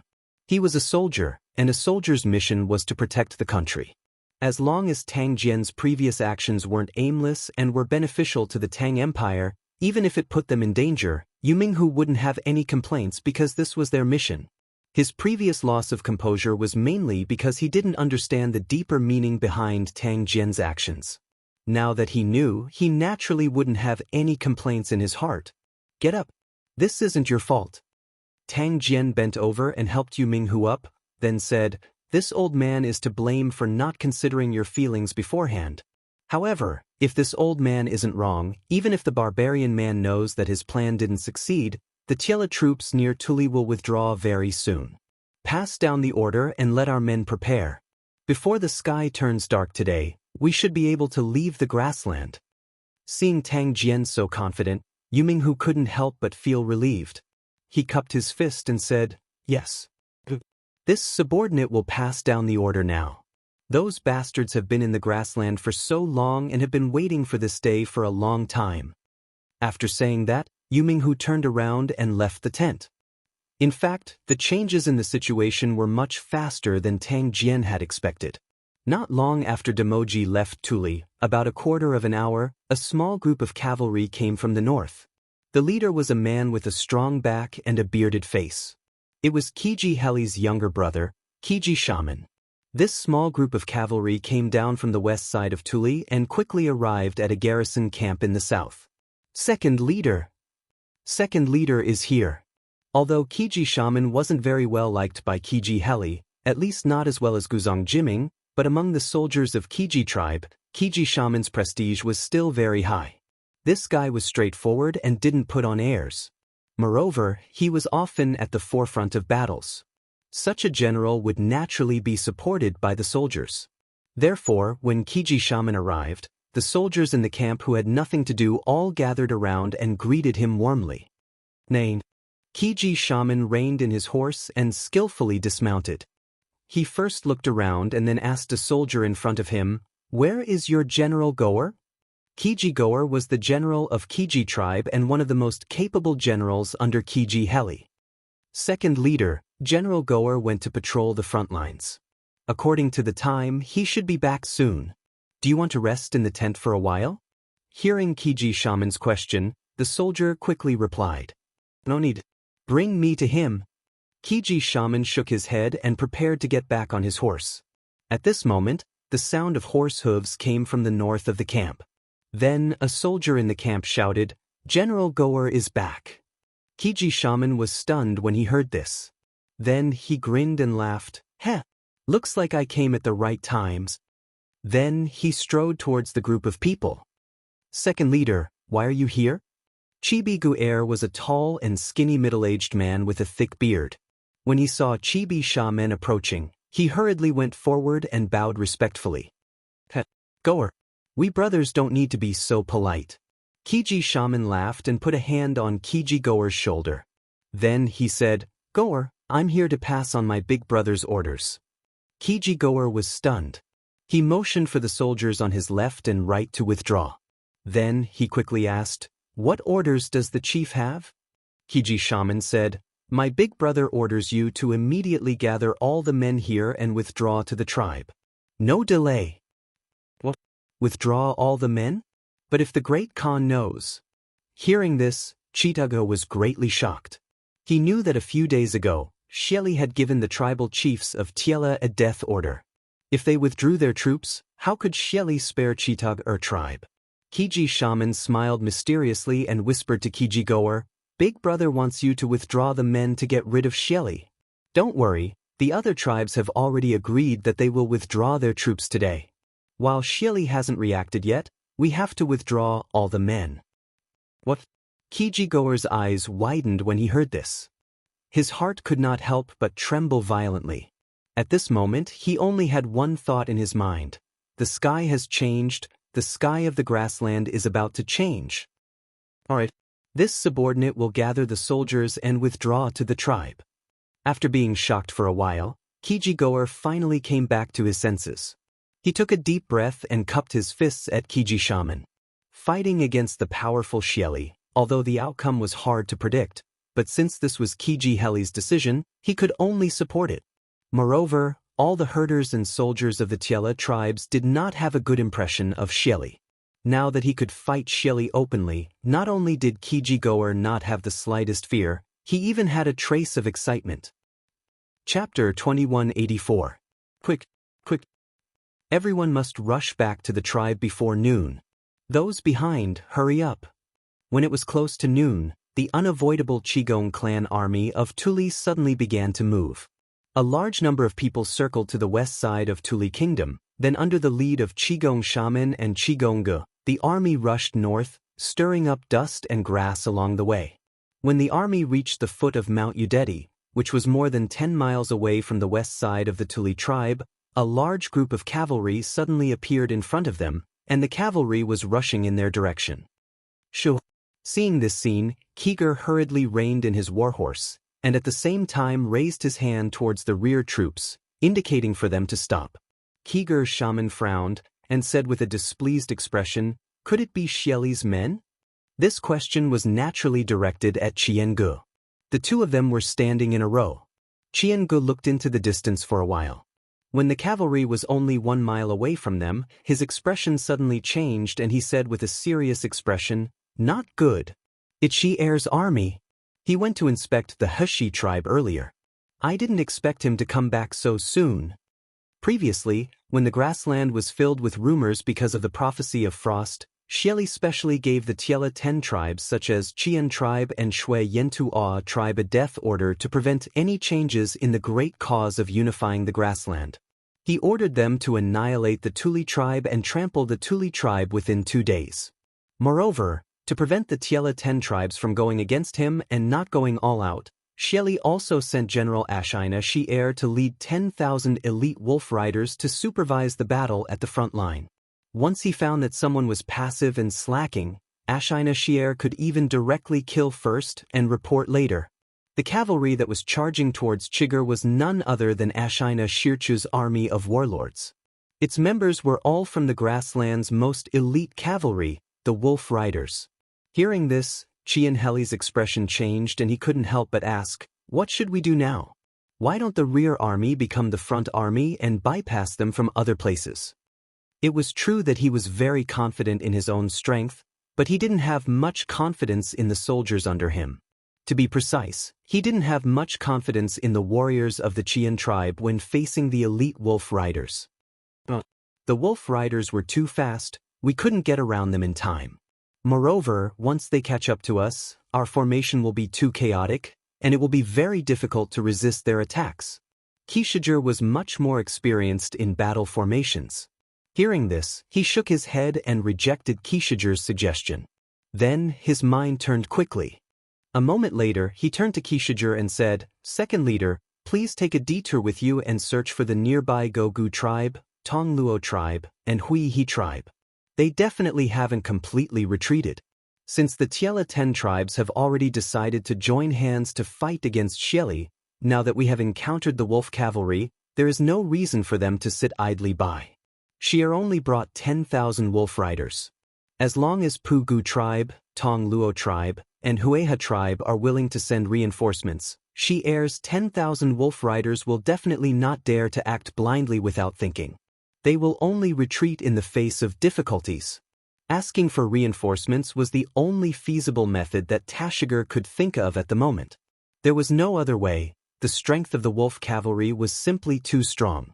Moreover, the leader of the wolf cavalry was the famous great general Ashina Shirchu of the grasslands. A person's reputation was like a tree's shadow. Against this wolf cavalry, Tashiger did not have absolute confidence in victory. But you, hearing this, Kishiger hesitated. Speaking of which, if he went to ask for reinforcements, what about Tashiger and the others? Could they withstand the attack of 10,000 elite wolf riders? Putting aside their positions, Kishiger and Kishiger's personal relationship was rather good. Normally, they called each other brothers, which was why Kishiger hesitated at this moment. Second leader, don't worry. Shier only brought 10,000 wolf riders. My tribe has 80,000 men. Although it will be somewhat difficult for us to completely defeat these 10,000 wolf riders, it is also impossible for them to completely defeat us in a short period of time. We will definitely be able to hold on until second leader returns with reinforcements. Kishiger knew what Kishiger was worried about, so he hurriedly spoke to dispel the latter's doubts. Good. Gu-er, you must hold on until I return with reinforcements. Kishiger knew that time was of the essence, so he did not waste any more words. He stepped forward and patted Gu-er's shoulder heavily, then turned around without hesitation. He picked a small group of men and horses, and then rushed madly towards the rear of the army. Shoots! General Gu-er. Not long after Qigong Shaman left with his men, Ashina Shi and his wolf riders arrived in front of Qigong. Seeing the dense horde of cavalry behind Gu, Ashina Shi frowned and asked, "What are you doing here instead of clearing out the rebels in the south of Tuli?" As he spoke, Ashina Shirchu stared into Katanger's eyes and asked word by word, "Could it be that you want to disobey the great Khan's orders and rebel?" Kishiger looked at Ashina Shi, then calmly cupped his fists and replied, "Shi top she must be joking. The Kishiger tribe will always be loyal to the great Khan. How could we rebel?" Gu only returned to the Kishiger tribe after receiving the tribal chief's order to change the defense. Once we return to the Kishiger tribe, it won't be long before a new force comes to surround Tuli. Ashina Shi glanced at the army behind Kishiger and couldn't help but frown. It was clear that Kishiger was lying. There were at least 60 to 70,000 soldiers, and this wasn't a normal change of defense. Kishiger had very likely withdrawn all of the Kishiger tribe soldiers stationed in the south of Tuli. It seemed that the Kishiger tribe really couldn't hold back and wanted to rebel. Ashina Shirchi thought to himself, "What a change of defense. General Gu has withdrawn all of the Kishiger tribe soldiers stationed in the south of Tuli. Are you not worried that the remnants of Tuli will take this opportunity to break out of your southern defense line and flee to the Great Tang?" Ashina Shi coldly snorted and said. At the same time, his right hand was already on the hilt of the scimitar at his waist. The aura of a martial arts expert instantly rose. Ashina Shirchu understood in his heart that the Qian tribe was most likely already preparing to rebel, and as Xieli's right-hand general, he naturally had to nip these rebel forces in the bud at the very beginning. He wanted to make sure that the main force of the Kishiger tribe was left behind. Even if the opponent's numbers were several times his own, Ashina Shi was not afraid at all. This was because the army under his command was the elite wolf cavalry that Xieli had carefully cultivated, and each one of them could fight against 10. This is a matter of my Kishiger tribe. There's no need for you to say anything. If Tuli really does take this opportunity to escape, my tribal chief will think of a way to give the great Khan an explanation. Seeing Ashina Shi's expression suddenly change and his hand on the hilt of his scimitar, Kishiger knew that today's matter could not be settled peacefully, so he no longer spoke kindly to Ashina Shi. "No need. Taking you all down is the best explanation the Kishiger tribe can give to the great Khan." Ashina Shi coldly snorted, and suddenly shouted to the soldiers behind him, "Listen to my order." Kishiger has disregarded the great Khan's military order and hastily withdrew his army. "Take him down." Kill. The 10,000 wolf cavalry behind Ashina Shi suddenly burst into a battle cry. Their cries were like thunder, and their momentum was like a rainbow. Facing an enemy, that was several times their number, these wolf cavalry did not have the slightest trace of fear on their faces. This was a true elite army. On the other hand, when the Qishijur tribe's army heard the battle cry of these 10,000 wolf cavalry, many people's faces had already changed slightly. It was not that they were cowards, but the wolf cavalry's reputation in the grasslands was really too great. These years, the wolf cavalry under Xieli's command on the grasslands, and even in the central plains, had established illustrious military exploits, and no army dared to compete with them. How dare you? Shi-Er, are you trying to stir up a dispute between the Qishijur tribe and the Great Khan? Listen to my order, take Shi-Er down. Qishijur knew that this battle was unavoidable, so he shouted to the soldiers behind him. He was not afraid of fighting with the wolf cavalry. Just like what he said to Qishijur Gate earlier, it was very difficult for him and the 80,000 warriors of the Qishijur tribe to defeat Ashina Shi-Er's 10,000 elite wolf cavalry, but it was also not easy for Ashina Shi-Er's 10,000 elite wolf cavalry to defeat them. At least, it was almost impossible in a short period of time. What he needed to do was to stall for time and wait for the reinforcements called by Qishijur Gate. Kill! The two sides soon clashed. The moment the two armies came into contact, the wolf cavalry exploded with a terrifying impact and lethality. They actually tore a hole in the middle of the Qishijur tribe's army. Ashina Shi-Er wanted to tear the 80,000 Qishijur tribe's army in half, and then divide and destroy them. But after all, the Qishijur tribe had the absolute advantage in terms of numbers. After the initial panic, the Qishijur tribe's soldiers became braver and braver as they fought. Soon, the gap was filled, and the battle gradually entered a stalemate. Reporting. On the other side, in Tuli's Yiting, a sergeant quickly ran into the main tent. He bowed to Tuli inside the tent and reporting to Khan, the Chiga tribe's garrison troops to the south of Yiting have suddenly retreated to the west. What? Because he had refused the barbarian man's hostage request, Tuli's heart was in a mess. When he heard the barbarian man's words, his eyes widened. Immediately, his face was filled with deep pleasant surprise. With a glow, he stood up and quickly walked over to the sergeant. He asked, "Are you saying that the Chilean tribe's army in the south has withdrawn?" The soldier probably did not expect Tuli to be so excited. He could not help but take a step back and said, "Yes. Great Khan. The Qishijur tribe has retreated to the west." Chapter 2185. The atmosphere of the troops heading south was very relaxed, especially when they saw that the camp of the Qian tribe south of Yiting was indeed empty. Everyone cheered because the dark cloud of death that had been hanging over their heads for half a month had finally dissipated. Therefore, some people were so excited that tears streamed down their cheeks, while others couldn't help but hum. It was very lively. Tuli rode in front of everyone. Seeing this scene, he didn't speak harshly because he knew that his subordinates had been suppressed for too long. Reporting. Right at this moment, a sergeant riding a fast horse rushed out from the right rear of the troops. He arrived in front of Tuli, dismounted from his horse, cupped his fists and reporting to Khan, the troops of Qian tribe have encountered Ashina Shi-Er's wolf cavalry near Mount Wuda. Both sides are currently engaged in battle. It is difficult to determine the outcome of the battle. This sergeant was a scout that Tuli had sent out earlier. Although he knew that the Qian tribe's troops had retreated, Tuli didn't let down his guard.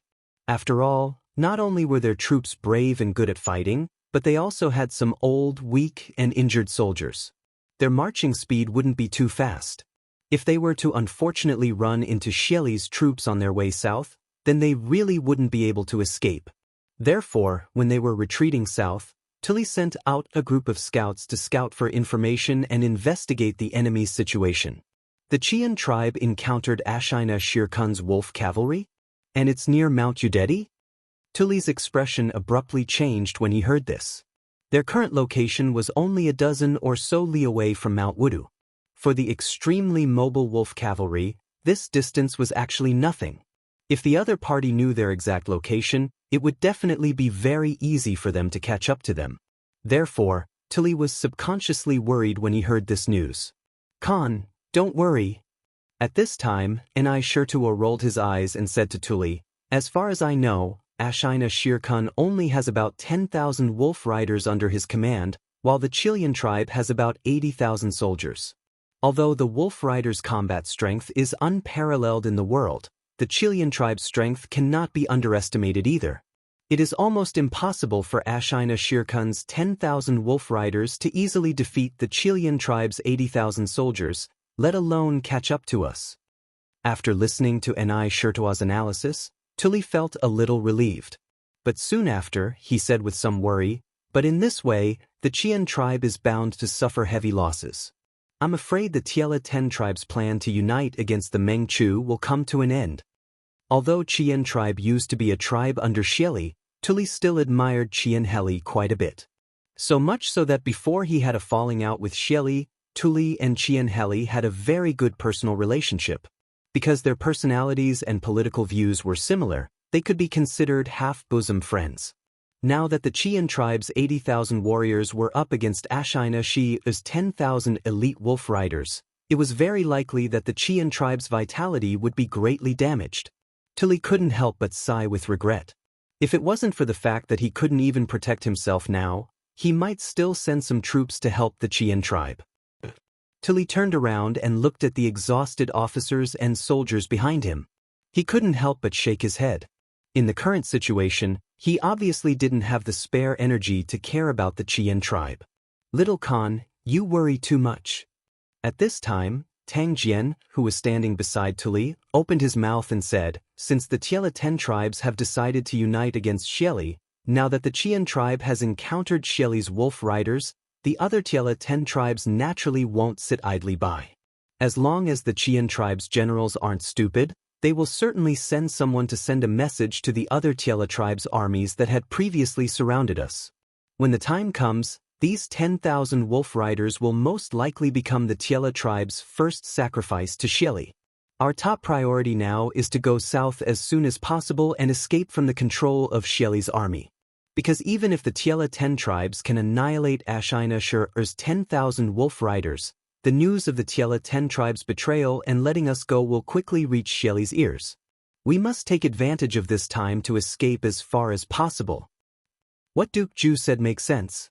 Tuli nodded his head upon hearing that. Then he instructed Ni Shirtua, "General Ni Shirtua, pass down the order. The entire army must speed up. Before nightfall, we must leave the grassland."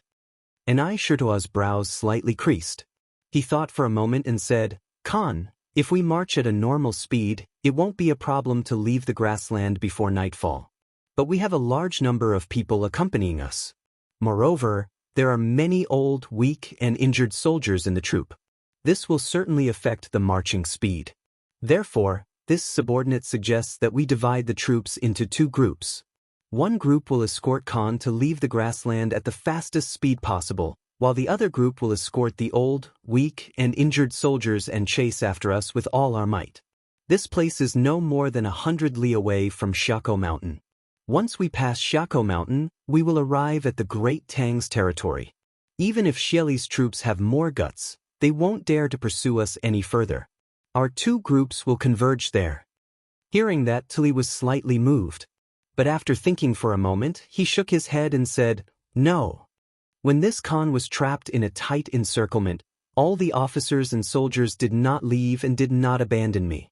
They fought alongside this Khan, bathed in blood. Now that there is hope to escape from the grassland, how can this Khan abandon my own people? Tuli was a person who cherished old friendships and attached great importance to relationships. Otherwise, he would not have gathered around him a group of troops who were loyal and devoted to him and would never abandon him. Even under the desperate situation of being heavily encircled by Xieli's 300,000-strong army, not a single tribe or even a single troop betrayed him. This point had a lot to do with the way Tuli usually treated people and handled affairs. Of course, a large part of the reason was that most of the tribes loyal to Tuli were the old subordinates of the previous generation Turkic Khan, Shibi Khan. As Shibi Khan's son, Tuli himself had quite a bit of Shibi Khan style. Therefore, he was able to gather a group of loyal and devoted subordinates around him.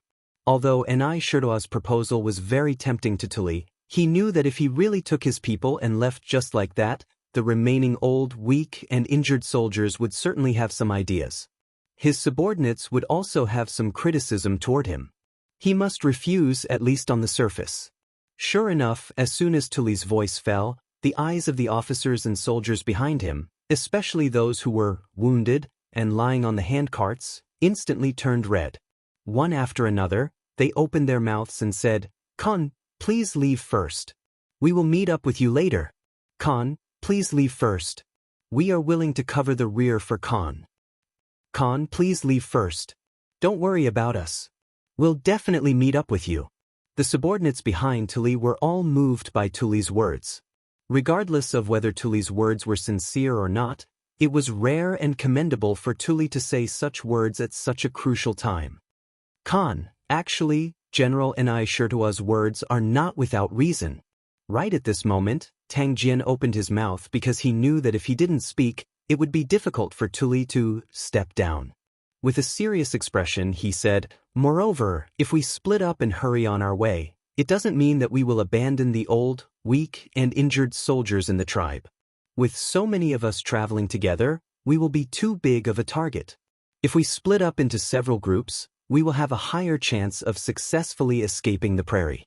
In addition, if Khan leads a group of elites to escape the prairie as quickly as possible, we can also ask for help from the Great Tang's border army. Then, we can lead the border army to the periphery of the prairie to meet up with the remaining tribes. In this way, isn't it killing two birds with one stone? Right now, time is of the essence. Khan, please make a decision as soon as possible." Actually, it wasn't important to Tang Jian whether or not he could bring all of Tully's tribes out of the prairie. This was because he had already achieved his goal of sneaking into the prairie. The prairie was in chaos. The Tiela 10 tribes had begun to unite with other tribes to resist Xieli. Tully was also about to be rescued by him and brought back to the Great Tang. As for whether or not the old, weak, and injured soldiers in Tully's tribe could escape the prairie, it was no longer important. Right now, what was more important to him was to bring Tully back to the Great Tang. Khan, Duke Ju is right. If we split up, it will be more advantageous for us to break out. Right now, time is of the essence. Please make a decision as soon as possible. Ni Shirtua glanced at Tang Jian gratefully and hurriedly echoed. Speaking of which, ever since he met Tang Jian, this was the first time he found Tang Jian pleasing to the eye. Khan, please leave first. We will catch up with you later. This subordinate is willing to stay behind to escort the old, weak, and injured soldiers of the tribe. Khan, please feel free to leave first. Several of the generals behind Tully began to persuade him. Very well. Since that's the case, General Ni Shirtua, select a group of light cavalry and follow this Khan to Xiako Mountain. Then, ask the Great Tang border army to come and receive our troops. Tully had a helpless look on his face. After pondering for a moment, he could only nod and agree. Then he said to the generals behind him, "You must escort the remaining troops out of the prairie safely. After this Khan sees the Great Tang border army, he will come with them to receive you." This subordinate obeys. Khan, please be careful on the way. The generals naturally cupped their fists and accepted the order. Not long after, this massive group quickly split into two groups. One group of 10,000 light cavalry abandoned all of their heavy equipment and rations, breaking away from the main group. They began to gallop as fast as they could across the vast and boundless plains, heading for the border of the grasslands to the south. As for the original main group, the remaining people were divided into 10 small groups under the arrangement of several generals. These 10 small groups were divided into 10 different routes. Although the direction of their advance was roughly south, they did not take the same route.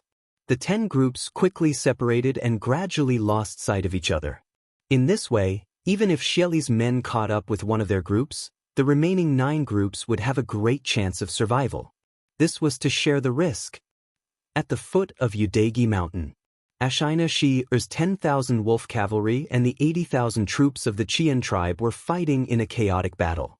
Both sides fought with their lives on the line whenever they saw each other. In just a short while, both sides had already lost a lot of men. Of course, compared to the wolf cavalry, the Qian tribe had more casualties. Just the first few charges of the wolf cavalry had already caused the Qian tribe to have several thousand casualties. Both sides fought fiercely until now. The casualties of the Qian tribe had already increased to more than 20,000 people. On the other hand, Ashina Shi-Er's side had at most 2,000 casualties. It was almost a 1 to 10 casualty ratio. The terrifying battle strength of the wolf cavalry could be seen at a glance. On the Qian tribe's side, there were even signs of defeat. When some of the soldiers encountered the wolf cavalry, they had already lost their will to fight. They only cared about running for their lives and did not even think about taking up their weapons to resist. Seeing this scene, Ashina Shi's mouth could not help but curl into a cold smile. He thought to himself that although the Qian tribe had many men, they were just a bunch of mobs. The difference between them and his wolf cavalry was too great. Jianghu was secretly anxious at this moment, because he knew that once his men showed signs of defeat, the casualty ratio of both sides would very likely not be 1 to 10, but 1 to 20, or even 1 to 30. This was the reason why a defeated army was like a landslide. All soldiers listen to my order. Only advance, no retreat. Follow me and kill our way out. Our reinforcements will be here soon. Jianghu knew that he could not continue like this. He had to raise the morale of his men. Otherwise, the 80,000 soldiers of the Qian tribe would very likely all die here. Thus, he leaped up and chopped down a wolf cavalry general. Then, he flipped himself back onto his horse and shouted to the surrounding Qian soldiers. Sure enough, when they heard Jianghu say that reinforcements would be here soon, the morale of the Qian soldiers instantly rose. Furthermore, when they saw the valiant Jianghu taking the lead and chopping down several wolf cavalry, the soldiers all roared and once again charged towards the wolf cavalry. Reinforcements? Ashina Shi-Er frowned when he heard this. This place was still tens of miles away from the headquarters of the Qian tribe. Not to mention whether the Qian tribe knew about this, even if they did, the reinforcements they sent would not be able to arrive so quickly. Did Jianghu say this to boost the morale of the troops, or did they really have reinforcements? Just when Ashina Shi-Er was bewildered, on the grassland to the east of Wuda Mountain, an army of tens of thousands suddenly appeared. It was a black mass that covered the sky and covered the earth. Tuache, there is a large group of cavalry 5 li to the east. They are coming towards us. A wolf cavalry rider quickly arrived in front of Ashina Shi-Er and hurriedly reported. Ashina Shi-Er Chu also noticed the movement in the east. When he heard what was said, he quickly turned his head to look. He saw a black mass of cavalry about 4 to 5 li to the east, rushing towards them. Ashina Shi-Er Chu was shocked at first, then he became furious. This is the Hueha tribe's troops stationed in the east of Tuli's remaining troops. Damn it! Now it seems that the 10 Tiela tribes have decided to secretly rebel. We must send this news back to the palace as soon as possible. Retreat immediately! Almost in an instant, Ashina Shi-Er guessed the general situation and made a decision. In this situation, the 10,000 wolf cavalry under his command were obviously not enough. If they continued to fight with the Qian tribe, once they were surrounded by Tiela tribe, his men would probably all die here. Brothers, the wolf cavalry has retreated. Our reinforcements are here. Don't let them go. Let's kill them and avenge our dead brothers. Seeing that Ashina Shi-Er's wolf cavalry was retreating and that reinforcements were coming from the east, Jianghu decided to beat them while they were down. The main reason was that he knew that in the future, the Qian tribe would have to face Xieli's wolf cavalry. If he could take the opportunity to kill a few more wolf cavalry today, it would not be a loss. Chapter 2186. Reporting to the Great Khan, news has just come from the dark section. The Tiela 10 tribes have decided to rebel and ordered the withdrawal of the 300,000 troops surrounding Tuli's remaining forces. Tuli will definitely use this opportunity to escape the grasslands and seek refuge with the Great Tang. Grasslands, Royal Court. The vice commander of the Wolf Guard, Wang Yudong. Oh no, Wang Yudong should be considered the official commander of the Wolf Guard now. He quickly walked into the tent and bowed slightly towards Xieli, who was seated at the head of the table. Ever since the moment Xieli gave up on rescuing Zhao Din, who was trapped in Taiyuan, Wang Yudong had become the true boss of the Wolf Guards. Although Xieli kept saying that he was only letting Wang Yudong temporarily assume the position of guard master of the wolf guards, and that he would return the position of guard master to Zhao Dian after rescuing him, anyone with a discerning eye knew that Zhao Dian would probably never return. Because the situation of the grasslands was about to become chaotic, Xieli did not have any extra troops to go rescue Zhao Dian. What? The Tiela 10 tribes have already rebelled and withdrawn all their troops? Hearing this, Xieli's right hand holding the teacup shook violently. The tea in the teacup was the extremely rare divine tea from the Great Tang, which Xieli's subordinates had plundered with great difficulty. At this moment, Xieli's hand shook and a lot of tea spilled out of the teacup. If it were in the past, Xieli would definitely feel some heartache, but at this moment, Xieli no longer had the mind to care about this. He put down the teacup and stood up with an ugly expression. I didn't expect these people to act so quickly. It must be that bastard Yinan. This morning, he gathered the chiefs of the Tiela tribes for a meeting in the Shui Yentuo tribe. He must have wanted to unite the Tiela tribes to rebel against this Khan. But this Khan didn't expect these people to all agree to unite with Yinan and act so quickly. Wang Yudong said with a worried expression, Khan, what should we do now? The Tiela 10 tribes have millions of troops. If they unite, I'm afraid. At this point, Wang Yudong tactfully did not continue, but the meaning he wanted to express could be understood by anyone. But Xieli smiled coldly and said with a face full of disdain, They're just a few restless grasshoppers. If they want to jump, they'll have to ask this Khan for permission. A mere Tiela 10 tribes? This Khan has never put them in his eyes. Hearing this, Wang Yudong's worried face gradually relaxed. Suddenly he thought of something and asked tentatively, then tonight's banquet. In the morning, when he found out that Yinan had secretly gathered all the Tiela tribe leaders to discuss matters in Shui Yentuo tribe, Xieli had ordered people to send a letter to all the Tiela tribe leaders, saying that there would be a banquet in the royal court tonight, inviting all the tribe leaders, but now. He had originally planned to use tonight's banquet as an example to others, but he had not expected these people to act so quickly. With the current situation, even if this Khan invites them, they won't have the guts to attend the banquet. Xieli shook his head. Suddenly, his gaze focused as he looked at Wang Yudong and said in a deep voice, Since those ants don't know life from death and want to take advantage of the situation to cause trouble, then this Khan will let them know what is called a mantis trying to stop a chariot. He immediately ordered the Dark Tribe to cooperate with the Light Tribe experts and execute the decapitation plan in advance. It's tonight. Hearing this, Wang Yudong's eyes widened in shock. The decapitation plan, mentioned by Xieli, as the deputy leader of the Wolf Guards, he had naturally heard of it and was deeply involved in it. It was precisely because he was one of the main executors of this plan that Wang Yudong was so shocked when he heard that Xieli was going to start this plan now. After coming back to his senses, Wang Yudong advised, Khan, please reconsider. Now that rumors are spreading all over the grassland and the situation is delicate, if we forcefully start the decapitation plan, I'm afraid it will lead to a strong backlash from the other tribes and turn to imitate or rely on the Tiela tribe to resist us. In addition, although there are Dark Tribe members of the Wolf Guards hidden in all the Tiela tribes, most of them have not really come into contact with the core power of each tribe. If we start the decapitation plan in advance, I'm afraid it will be difficult to completely succeed. Once there is a flaw, our previous deployment will be for naught. Even if we can't completely succeed, at least we can make most of their tribes leaderless. This Khan wants to let them know that on this grassland, I, Ashina, still have the final say. Whoever dares to resist, there is only one outcome, and that is death. Wang Yudong's words did not make Xieli give up on executing the decapitation plan. Xieli's tiger-like eyes focused as he snorted coldly and persisted. Wang Yudong was silent upon hearing this. Seeing this, Xieli slowed down and continued, The 10 tribes of the Tiela tribe have millions of soldiers. If we allow them to unite, it will bring a lot of trouble to this Khan.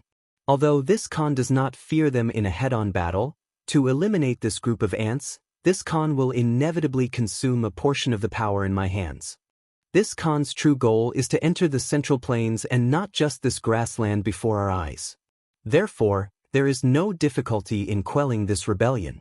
What's difficult is that we need to eliminate this group of ants at the smallest cost. Taking advantage of the fact that they have yet to unite, we will kill a few of their leaders and let a few of their tribes fall into chaos first.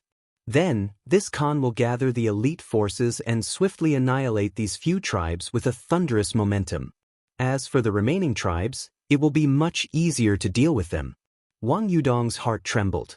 He did not expect that even in this kind of situation, Shili would still want to attack the Central Plains. Moreover, facing the rebellion of the 10 tribes of the Tiela tribe before them, Shili clearly planned to use a swift and decisive method to quell the rebellion. This required a lot of courage, but at the same time, this was also the most suitable method to break the current situation. Thinking of this, Wang Yudong bowed and cupped his hands, saying, "Khan is wise. This subordinate will arrange it right away. Tonight, the wolf guards will execute the decapitation plan in the 10 tribes of the Tiela tribe." Go. Shili nodded and said, "Once the decapitation plan succeeds, this Khan's army will attack the various tribes of the Tiela tribe overnight. This Khan has always had high hopes for the wolf guards. Don't let this Khan down." The wolf guards had not been established for a long time in the Turks, but the speed of their rise and development was extremely fast. Back then, with Shili's full support, Zhao established the wolf guards and recruited a large number of martial arts experts and personnel who were good at collecting intelligence. Not only did they quickly help Shili eliminate the voices of opposition on the grassland, they even infiltrated the dark operations of the wolf guards into various factions. This included not only the various tribes of the grassland, but also the Great Tang. Some of these dark operations members could only be peripheral members of certain factions, but some had already completely infiltrated the enemy's inner circle, even becoming the core members of the opposing faction. Of course, the reason why the wolf guards could develop so quickly, apart from Zhao Diyan's own outstanding ability, was also inseparable from Shili's full support. Rest assured, Khan. The wolf guards will definitely not disappoint Khan's high hopes. Wang Yudong's expression turned cold as he cupped his hands very solemnly towards Shili. Seeing that Shili had no other orders, Wang Yudong turned and left. Although the success of the decapitation plan seemed difficult, the wolf guards had been planning for a long time, and the various Tiela tribes were completely unprepared for it. Thus, overall, the chances of the success of the decapitation plan were very high. Wang Yudong was somewhat confident. But in order to be absolutely safe, he still had to make some preparations before the plan could begin. Fortunately, there was still a long time until nightfall. "Come, have General Sili come over." After Wang Yudong left, within the tent, Shili instructed the guard outside in a deep voice. "Yes." The guard obeyed and left. Why hasn't Sandgate returned yet? Did he run into some accident on the way? At the same time, in the main tent of the Chiguan tribe, Chiguan Heli was anxiously pacing back and forth with his hands behind his back. After a few moments, he stood still and muttered with a frown. Inside the tent, apart from Chiguan Heli, there was another person, and that was the #1 strategist under his command, Guzong Jiming. Hearing this, Guzong Jiming pondered for a moment and said, "The matter of the 10 Tiela tribes joining forces to resist Shili is extremely confidential. At present, there should be no possibility of the news leaking out. The various tribes acted quickly according to the plan. Logically speaking, Shili shouldn't have had time to react. No, there's another variable." Speaking up to here, Guzong Jiming seemed to have thought of something and his expression suddenly changed. Chiguan Heli's heart also thumped. He looked at Guzong Jiming and couldn't help but ask in a low voice, "What variables?" Guzong Jiming replied, "She-er's wolf cavalry. The 10,000 wolf cavalry that Shili sent to supervise the battle. If the second leader and the others encountered this troop on the way back, I'm afraid there will be a lot of troubles." "She-er's wolf cavalry?" Chiguan Heli was stunned at first, and then his expression changed. Obviously, when he sent Chiguan Shaman to pass the order to Chiguan Guer, he didn't consider this layer. The main reason was that too many things had happened in the past 2 days. In addition, Ashina Shi-er only had 10,000 wolf cavalry under his command, and there were more than 300,000 wolf cavalry surrounding the remnants of Tuli's troops.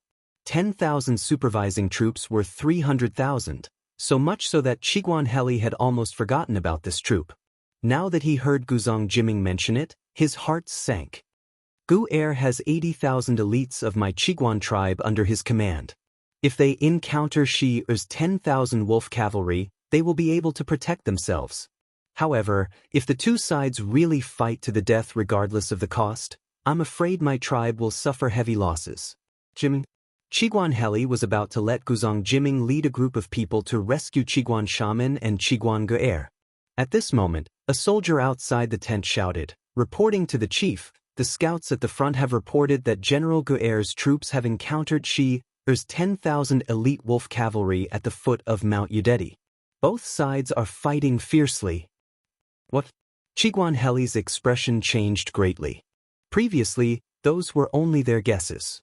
However, now that their guesses were true, the 80,000 elites of Qiguan tribe were already fighting with Ashina Shi Er's 10,000 wolf cavalry. If he were to send an army to rescue them now, it would probably be too late. After all, Qiguan tribe was almost 100 li away from Mount Udeti. Scout again, report again. After weighing the pros and cons in his mind for a moment, Qiguan Heli ordered the messenger soldier outside the tent. At this moment, it was obviously too late to send an army to rescue them. The only thing he could do was to wait for news. Yes. The messenger soldier accepted the order and left. In the tent, Qiguan Heli's face was gloomy and he was at his wit's end. Guzong Jiming thought for a moment and comforted him. "Chief, you don't have to be too worried. Although Gu's tribe encountered the wolf cavalry, the number of wolf cavalry under Shi Er's command is no more than 10,000. Our tribe has 80,000 elites. Even if the wolf cavalry's battle prowess is unparalleled, if they want to fight 80,000 with 10,000, I'm afraid it will be difficult to win. Moreover, at this moment, the other Tiela tribes are also retreating. When they hear the commotion at the foot of Mount Udeti, they will definitely not stand by and do nothing. They will definitely come to help. Therefore, these 10,000 wolf cavalry are not enough."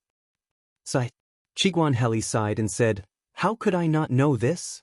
I have also never worried that Gur's tribe would lose to Shi Er's 10,000 wolf cavalry. What I am worried about is that even if Gu and the others win, I'm afraid they will suffer heavy losses.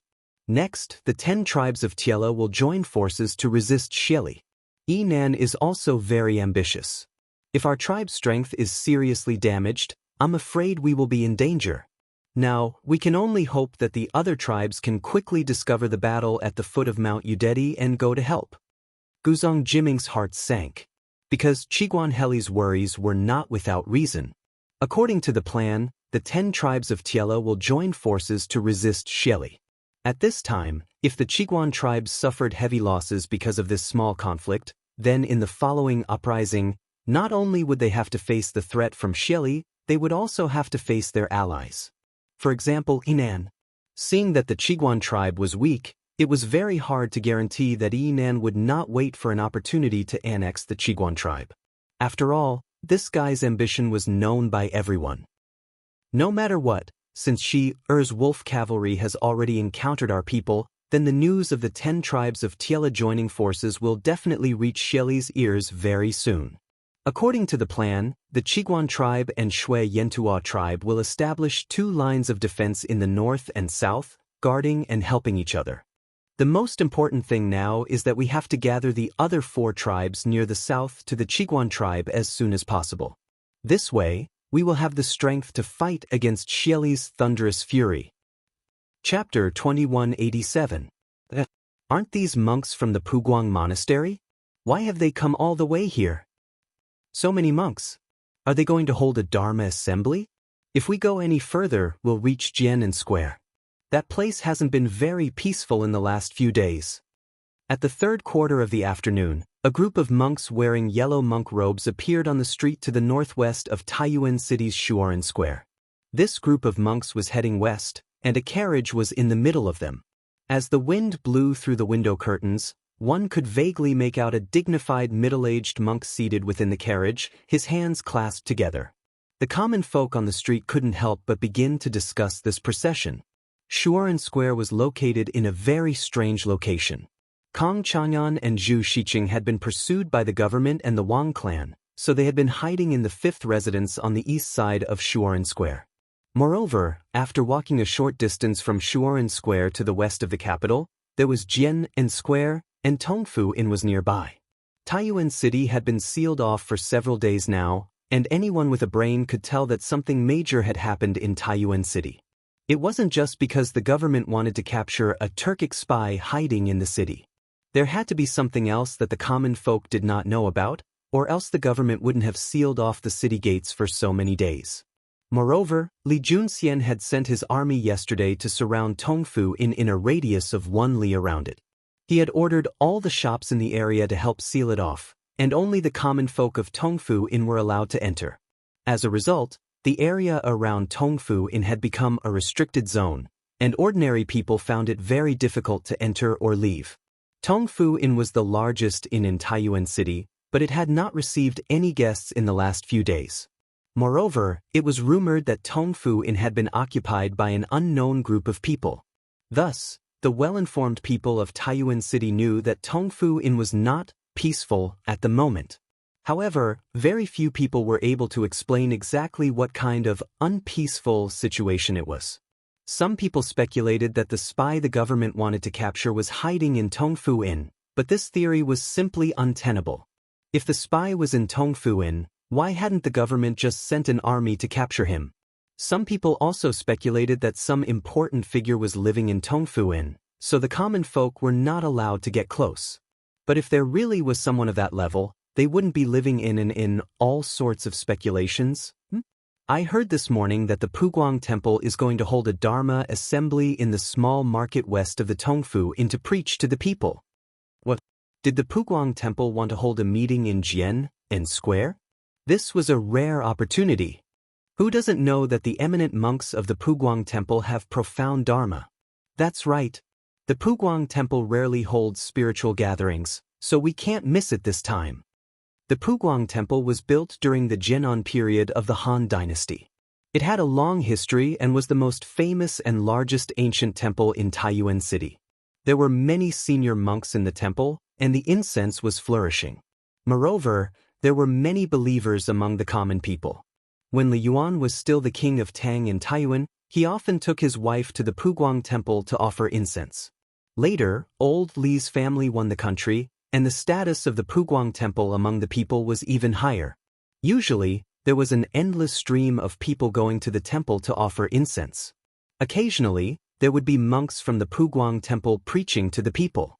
Every time at this time, there would be no empty seats, like a grand event. I heard that for this Dharma assembly, the host of the Puguang Temple also invited a divine monk from India, whose Dharma name is Du Nan. It is said that this divine monk not only has profound Dharma, but also can help people who are seriously ill get rid of disasters, get rid of diseases, and ward off evil spirits. What? Get rid of disasters, get rid of diseases, and ward off evil spirits? Is it really so magical? Chapter 2188. Leader Wuxia. There are suddenly many monks outside the square, as well as people from other squares. In the hall on the first floor of Tongfu Inn, a thin man dressed in tight clothes walked in and bowed to Wuxia, who was sitting by the bed. Many monks? And people from other squares? Wuxia frowned. He was now in a tight encirclement, and his generals, Xian Yi and Sky Eagle, had both fallen into the hands of the Taiyuan government. Therefore, Wuxia was extremely sensitive at this moment.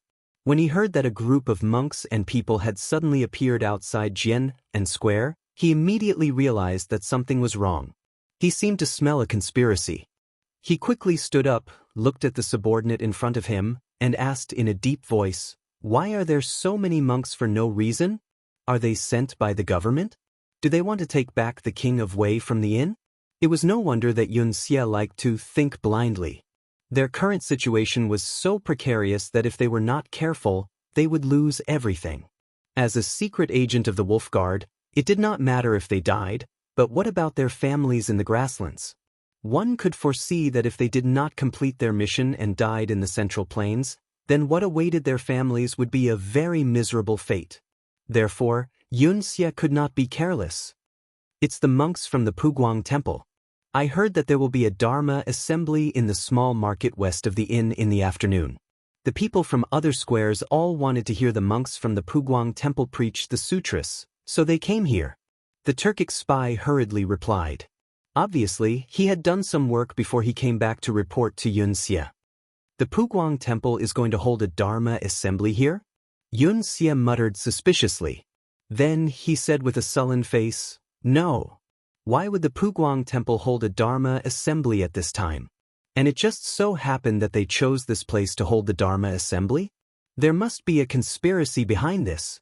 Could it be that there are experts from the imperial court among the people who came to listen to the Dharma assembly? They want to use this opportunity to sneak into the inn and rescue the King of Wei? These officials are really despicable. Brother, I will bring people to chase away those stinky monks from the Puguang Temple now." Not far away, Twilight Flood Dragon heard this and immediately glared. He rolled up his sleeves angrily and was about to go out to fight. Cloud Scorpion hurriedly stopped Dusk WM when he heard this. Perhaps Dusk WM wouldn't listen to anyone else, but it was a different story if it was Cloud Scorpion. Dusk WM stopped moving when he heard this, and then he turned around to look at Cloud Scorpion. Cloud Scorpion frowned and said, "Get a clear understanding of the situation first. If you rush out so recklessly, you might fall into the trap of the authorities again." Most importantly, Li Tai was now in their hands. As long as they held tightly onto this trump card, no matter what the government was up to, they would be invincible. Cloud Scorpion added inwardly. Therefore, although Cloud Scorpion felt that the monks of the Puguang Temple had come here to hold a Dharma conference, he did not panic because they still had a trump card, a very powerful trump card. Yesterday, the government sent troops to surround all the residential areas near Tongfu Inn and strictly limited the access of the people. Now that so many people have suddenly come in, there must be a problem.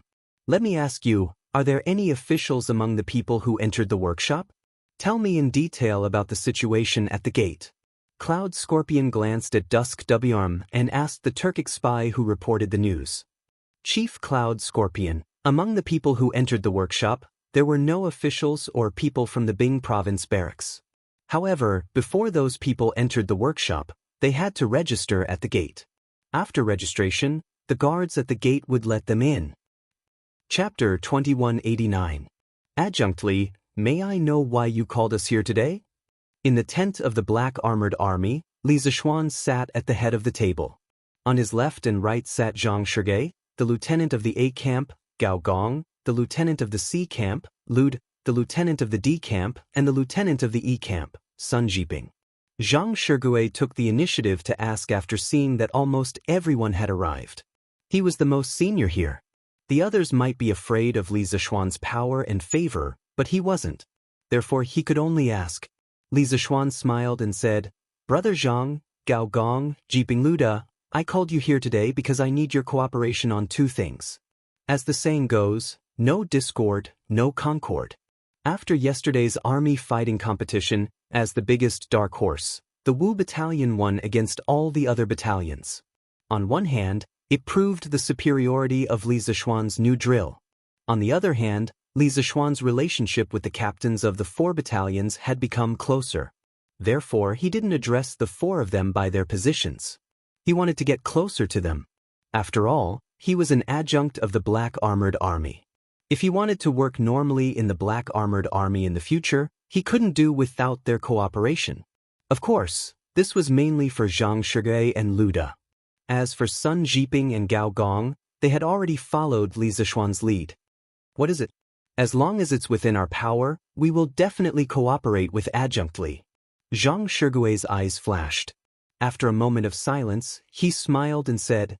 His mind became active as he tried to guess what Li Zishuan was talking about that they needed to cooperate with him. Could it be that it was about the competition between the E camp and the B camp in 2 days? But that was a matter between the B camp and the E camp. What could the A camp and D camp do to help? Shaking his head, Zhang Shigui quickly denied this conjecture. That's right. As long as it's within our power, we will definitely cooperate with Adjunct Li. Luda also clasped his fist and said, Even Zhang Shigue had expressed his support for Li Zixuan. He didn't need to get on Li Zixuan's bad side. He didn't have a deep hatred for Li Zixuan like Qiu Xingong. On the contrary, he had a good relationship with Li Zixuan. In yesterday's combat competition, the D camp even do a favor to the E camp. Sun Jiping and Gao Gong also nodded. Although they didn't speak, it was a statement. The two of them were hardcore supporters of Li Zixuan. This was also the reason why Li Zixuan didn't invite the captains of the B camp. After all, the B camp was still under Qiu Xingong's control. If they were called over, they would definitely oppose any of Li Zixuan's suggestions unconditionally. It would simply be adding to the chaos. Seeing this, Li Zixuan said, "The first thing is that I want to select a group of literate soldiers from each camp. After training, each camp will have a night class for 3 hours between the hour of Su to quarter of Haoshi. The main content of the night class will be for these literate soldiers to teach the other soldiers how to read." Teach the soldiers how to read. Hearing this, Zhang Shigure frowned and couldn't help but say, adjunctly, "Don't blame me for being straightforward. Most of the soldiers in the army only know how to wield spears and swords. Teaching them to read is harder than killing them. Besides, the main purpose of being a soldier is to fight, not to take the imperial examinations. Why do they need to be literate?" Chapter 2190. Special Combat Team? May I ask how many people there are in this special combat team? What is its purpose? Who will be in charge of it after that? Inside the tent, Zhang Shigue asked in a deep voice after hearing Li Zixuan say that he was going to transfer the elites from each battalion to form a special combat team.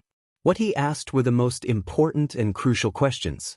According to Li Zixuan, the members of this special combat team must be the strongest in each battalion. Although all 5 battalions of the Black Armored Army belonged to the Black Armored Army and were loyal to the imperial court and the emperor, and Zhang Shigue never had the thought of having soldiers for himself, as a general, no one would be willing to see their elite soldiers being poached to other places. This was different from when Li Zixuan had transferred the literate soldiers from the various camps to teach all the soldiers how to read. This had already touched upon the core interests of the generals of the various camps. Even if Zhang Shigue had a good impression of Li Zixuan, he wouldn't be so selfless as to hand over the powerful soldiers under his command. Therefore, regarding the ownership of the special combat team, Zhang Shigue had to ask Li Zixuan in advance. Gao Gong pursed his lips and didn't say anything. He was only the deputy general of the 3rd Battalion, and the current lieutenant of the 3rd Battalion was Li Zixuan. No matter who the special combat team belonged to, he had no right to object. He only needed to listen to Li Zixuan's orders. As for Sun Jiping, although he was Li Zixuan's loyal follower, he was still hesitant about this matter. After all, this was already related to his core interests. If Li Zixuan took away all the elite forces of the 5th Battalion, how would the 5th Battalion fight in the future? As for Luda, although he had the same concerns as Zhang Shigue, he didn't ask about it. He only looked at Li Zixuan silently. Brother Zhang, that's a good question." Li Zixuan chuckled. In truth, he was already prepared for Zhang Shigue's question.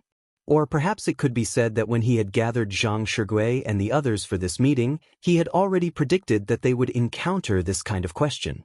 First of all, regarding the number of people in the special forces, I plan to select 30 agile and powerful soldiers from each battalion for the first batch of members. They must be the most elite and powerful soldiers in each battalion. As for whether or not the special forces will expand in the future, that will be another matter for the time being. Secondly, what was the role of the special forces? As the name suggests, the special forces are specially prepared for special battles. After each battalion has confirmed the members of the special forces, I plan to gather them all in one place and train them together. In my opinion, everyone's potential is limitless. Although the daily training in the new drill is very heavy, for some of the elites in each battalion, it is more than enough for them to handle the daily training. We need to squeeze out their potential and explore their limits. Therefore, the daily training of the special forces will be many times more than normal soldiers. They must endure pain that normal people can't and complete tasks that normal people can't. Only then will they dare to fight battles that normal people don't dare to fight and win. This is the role of the special forces. Many times, 100 elite special forces team can reduce the number of casualties by thousands or even tens of thousands. In terms of attacking and ambushing, the special forces team can achieve unexpected results. Actually, Li Zixuan had the idea of forming a special forces team a long time ago. However, at the start, he only wanted to select from the Wu Battalion. After all, in the entire Black Armored Army, only the Wu Battalion was willing to follow him.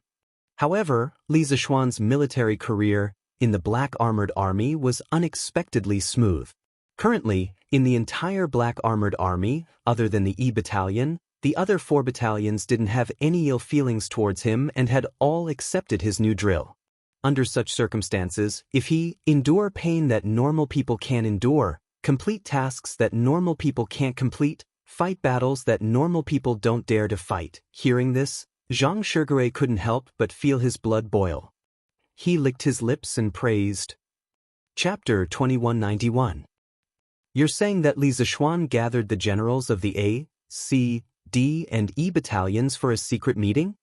In a corner of the Black Armored Army drill ground, Qiu Xingong was inspecting the drill ground.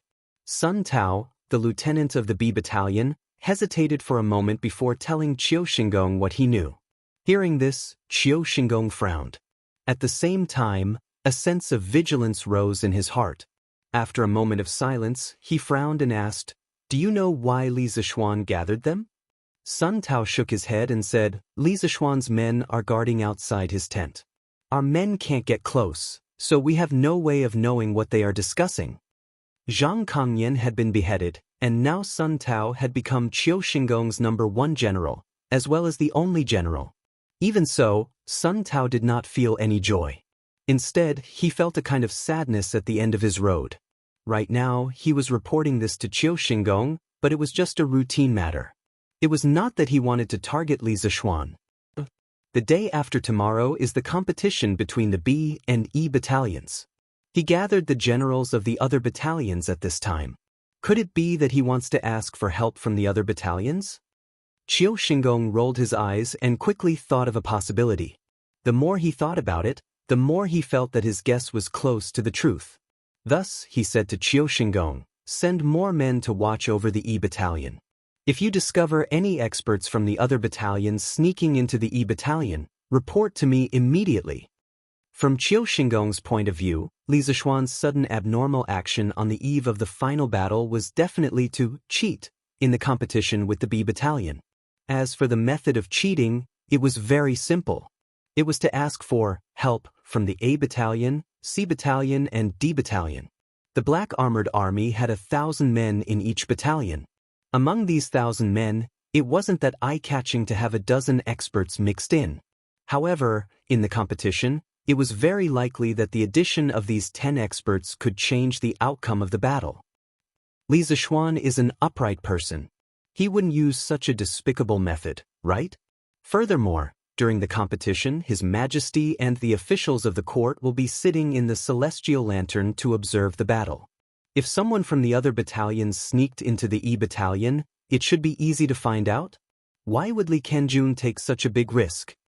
Hearing Qiu Xingong's guess, Sun Tao did not take it to heart. He did not believe that Li Zixuan was such a person. Qiu Xingong was instantly enraged when he heard that. What do you know? There are so many people in each battalion. If a dozen or so people from the other battalions were to sneak in, who would notice? Li Zixuan definitely did not have the confidence to win against the 2nd battalion, so he decided to take the risk out of desperation. As long as we can get hold of his weakness, our 2nd battalion will be able to win this competition without having to fight. Follow my instructions and keep an eye on the Wu battalion for the next 2 days. After Li Er's warning yesterday, Qiu Xingong indeed didn't dare to secretly cause trouble for Li Zixuan anymore. This was because if Li Er were to find out, he would very likely be expelled from the royal court, or even lose his life.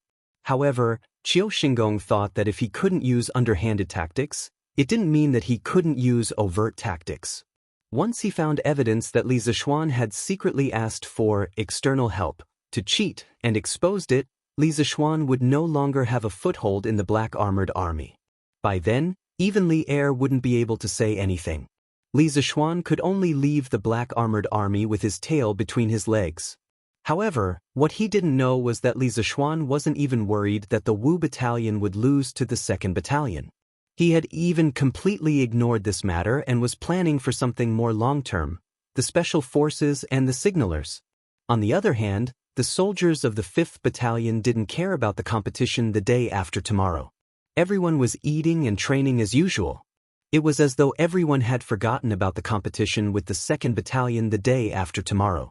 Or it could be said that they didn't care about this small matter anymore. Sun Tao clenched his teeth and wanted to say something. However, in the end, he didn't say anything. He just responded and turned to leave.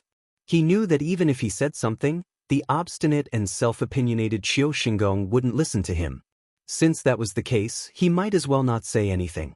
Actually, even though he didn't say anything, he didn't really care about Qiu Xingong's guess. As the lieutenant of the 2nd Battalion, he knew his own situation. In the past, Sun Tao was very confident that the 2nd Battalion would win against the Wu Battalion. However, now, after experiencing the martial arts competition the day before, he didn't dare to underestimate the Wu Battalion. Even though he didn't understand how the Wu Battalion could improve so quickly, it was an indisputable fact that the Wu Battalion and the A Battalion were equally matched in the arena. This meant that the Wu Battalion now had the ability to challenge the A Battalion. As for the 2nd Battalion, even if the 2nd Battalion was at its peak, it wouldn't have the chance to win against the A Battalion. Not to mention the 2nd Battalion that had already lost all morale after the martial arts competition the day before. On one side, the morale was high and their abilities had increased tremendously. On the other side, the morale was low and their abilities didn't improve at all. When these two sides fought, it was obvious who would win and who would lose. Hence, Sun Tao didn't think that Li Zishuan would invite reinforcements from other battalions. It was completely unnecessary and superfluous. It might even be risky. However, Qiu Xingong insisted that he send people to keep an eye on the Wu Battalion. What else could he do as a tool? He could only do as he was told. Actually, Sun Tao didn't like Qiu Xingong's way of doing things. Previously, there was Zhang Kongyan who was a bootlick. The dirty and tiring jobs that Qiu Xingong had assigned to him were all done by Zhang Kongyan. Sun Tao didn't actually participate much in it. However, Zhang Kongyan was beheaded for inciting the soldiers to mutiny. Hence, the dirty and tiring jobs that he had done could only be taken over by Sun Tao. This was something that he had no choice but to do. Sun Tao had also thought of leaving Qiu Xingong and joining Li Zishuan or Duan Zhishuan. However, Qiu Xingong was the founding general of the country and had great power. Furthermore, he was indebted to Qiu Xingong. Even if he joined Li Zishuan or Duan Zhishuan, the other party wouldn't dare to accept him. Hence, he could only join Qiu Xingong for good or for ill. Cough cough, no, it should be that he could only fall and not be honored. From Sun Tao's point of view, in the battle between Qiu Xingong and Li Zishuan, Qiu Xingong had already fallen into a disadvantageous position. There was no way he could turn the tables around. The battle between the 2nd and Wu battalions the day after tomorrow would most likely be Qiu Xingong's final battle. After this battle, Qiu Xingong would most likely have to leave the black armored army for good. As for him, Qiu Xingong's little brother, he could only follow Qiu Xingong's battered ship and sink to the bottom of the sea. Little Ku, did something happen in Taiyuan? The academy, Yen Silu's office. Li Ku had thought that Yen Silu had called him back to the academy because he had something for him to do. He didn't expect Yen Silu to throw such a deep water bomb at him the moment they met. He didn't even have time to salute and greet Yen Silu. Li Ku's forehead was instantly covered in a layer of cold sweat. Li Tai had been kidnapped by a Turkic spy in Taiyuan. Not many people knew about this, and certainly no one in the academy knew about it. Although the academy had a telegraph and could contact the Yanhuang College teachers and students in Taiyuan at any time, Taiyuan had never reported this matter to the academy. Every time the academy sent a telegram to ask about the situation in Taiyuan, Iron Egg would always reply to the academy with "everything is fine" and "everything is going well." This wasn't because they didn't trust the academy, but because Iron Egg, Mo Chue, and the other teachers of the academy had considered the matter thoroughly. Some of the old teachers in the academy, such as Li Gang, Yen Silu, Mo Huai, and the others, were too old. Previously, when Wuxia broke into Yunshan Mountain alone, Mr. Li Gang was so shocked that he almost died. Fortunately, Li Zishuan and Xian Qing rushed back from thousands of miles away, and together with Sun Simiao, they pulled Li Gang back from the gates of hell. Although Li Gang was saved in the end, after this incident, the old teacher's health was much worse than before. This matter had become an eternal pain in the hearts of the teachers and students of the academy. So this time, something happened in Taiyuan. After several discussions, Iron Egg, Mo Chue, and the others finally decided not to disclose the news to the academy, even when the news was passed back to the imperial palace. Of course, this decision was also approved by Li Zishuan. They even vaguely asked Li Er not to spread the news. In fact, there was no need for them to remind him. Li Er had no intention of spreading the news anyway, because if too many people knew about this matter, it wouldn't be of any help to the rescue of Li Tai. On the contrary, it would only attract more variables. They were worried that after the old teachers of the academy heard the news, they wouldn't be able to bear it psychologically and would have an accident. It was said that having an old teacher at home was like having a treasure, and the old teachers of the academy were all highly respected people. They were all treasures of the academy. They used their profound knowledge, noble character, and rich life experiences to nurture the students. Losing any one of them would be a great loss to the academy. Was it finally impossible to hide it? Or did Mr. Yen and the others know something? Li Ku smiled bitterly in his heart and couldn't help but frown slightly. He didn't expect that after hiding it for so long, it would finally come to a point where he couldn't hide it anymore. However, he didn't understand where Yen Silla got the news from. Of course, this was not important. The question now was whether he should tell the truth to Yen Silu. But he couldn't take this risk. Thinking about how Li Gang was in a critical condition and almost died, Li Ku shook his head inwardly and made a decision in his heart. Even if he had to lie and deceive people, he had to first stabilize Yen Silu. Mr. Congre, everything is fine in Taiyuan. There hasn't been any accident. After a moment of hesitation and conflict, Li Ku calmed down and his expression returned to normal. He saluted Yen Silu and said. Yen Silu shook his head. He had caught the hesitation and conflict on Li Ku's face just now. This further confirmed his guess. After a moment of silence, he said, I heard that this morning you met with the 9 Hu merchants in Chang'an City. Immediately after, the Yanhuang Bank cut off all financial transactions with the merchants of the Yin Kingdom and the Kong Kingdom. Could it be that the 9 Hu merchants were also involved in the crisis of Taiyuan City? It was said that the older one was, the wiser one became. Yen Silu had been in court all his life. What kind of people had he not seen? What kind of things had he not encountered? Although Li Ku was far more shrewd than his peers, he was still incomparably immature in front of Yen Silu. Although Li Ku didn't admit it personally and even flatly denied it, Yen Silu still concluded that something had happened in Taiyuan City. He didn't give Li Ku a chance to refute. Li Ku's little face was pale. He didn't expect Yen Silu to deduce so much from this little information. He also didn't expect things to develop to this point. For a moment, he didn't know how to answer Yen Silu's question. But something really did happen. In an instant, Yen Silu seemed to have aged a few years.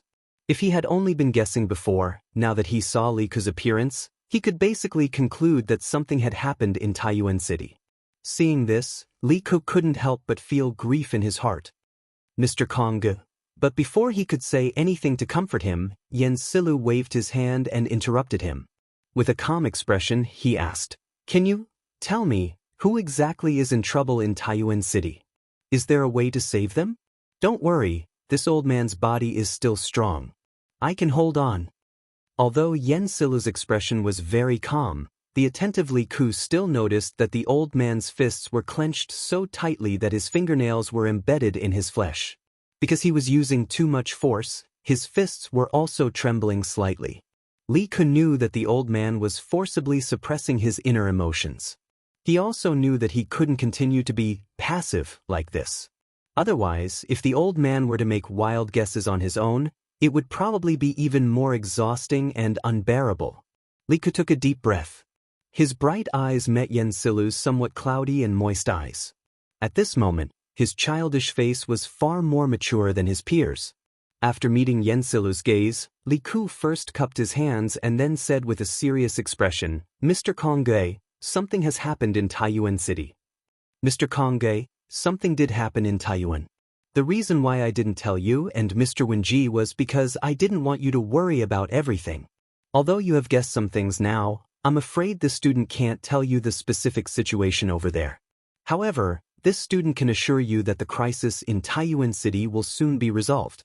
The Imperial Court and Yamacho have both taken action.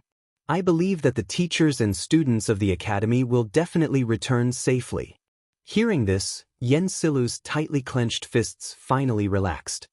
He asked with a nervous expression, "You're not lying to me this time?" Li Ku said with a look of shame, "I had no choice but to lie to you before. However, what I said just now is all true. The crisis in Taiyuan City is really going to be resolved soon." Yen Silu nodded. His body was finally able to lean back and lean against the back of the chair. He was also able to exhale lightly. After a long silence, Yen Silu regained his senses and asked, "Mountain Head, do you know about this matter?" Li Ku nodded and said, "Yamacho has always known. Moreover, Yamacho has also made some arrangements in Taiyuan City, so Mr. Kongui doesn't have to worry too much. Yamacho can still sit firmly in the army at this moment because the situation in Taiyuan City is still under his control. Otherwise, Yamacho would have already gone to Taiyuan City. Also, didn't Mr. Kongui notice that one person is missing from Yunshan City recently?" "One person is missing?" Yen Silu was startled when he heard this. After thinking for a while, he finally came back to his senses and said, "It's him? Yamacho is really making the best use of people. With him in Taiyuan, this old man can more or less rest assured." After muttering to himself for a while, Yen Silu came back to his senses and looked at Li Ku. "Alright, since you don't want to talk about the situation in Taiyuan City, this old man won't force you. I'm sure there are still many things to do in the bank. Little Ku, you can go back to work." His tone was no longer as heavy as before. It even had a hint of relaxation. "Then this student will take his leave." Li Ku cupped his hands and then said worriedly, "I hope Mr. Kongui can keep this matter a secret, especially from Teacher Wenji." Yen Silu nodded and said, "Don't worry, this old man knows the importance of this matter." Li Ku cupped his hands and left. After walking out of the office, Li Ku realized that his back was covered in a layer of cold sweat. He thought to himself that he didn't mess things up. Things were still under control.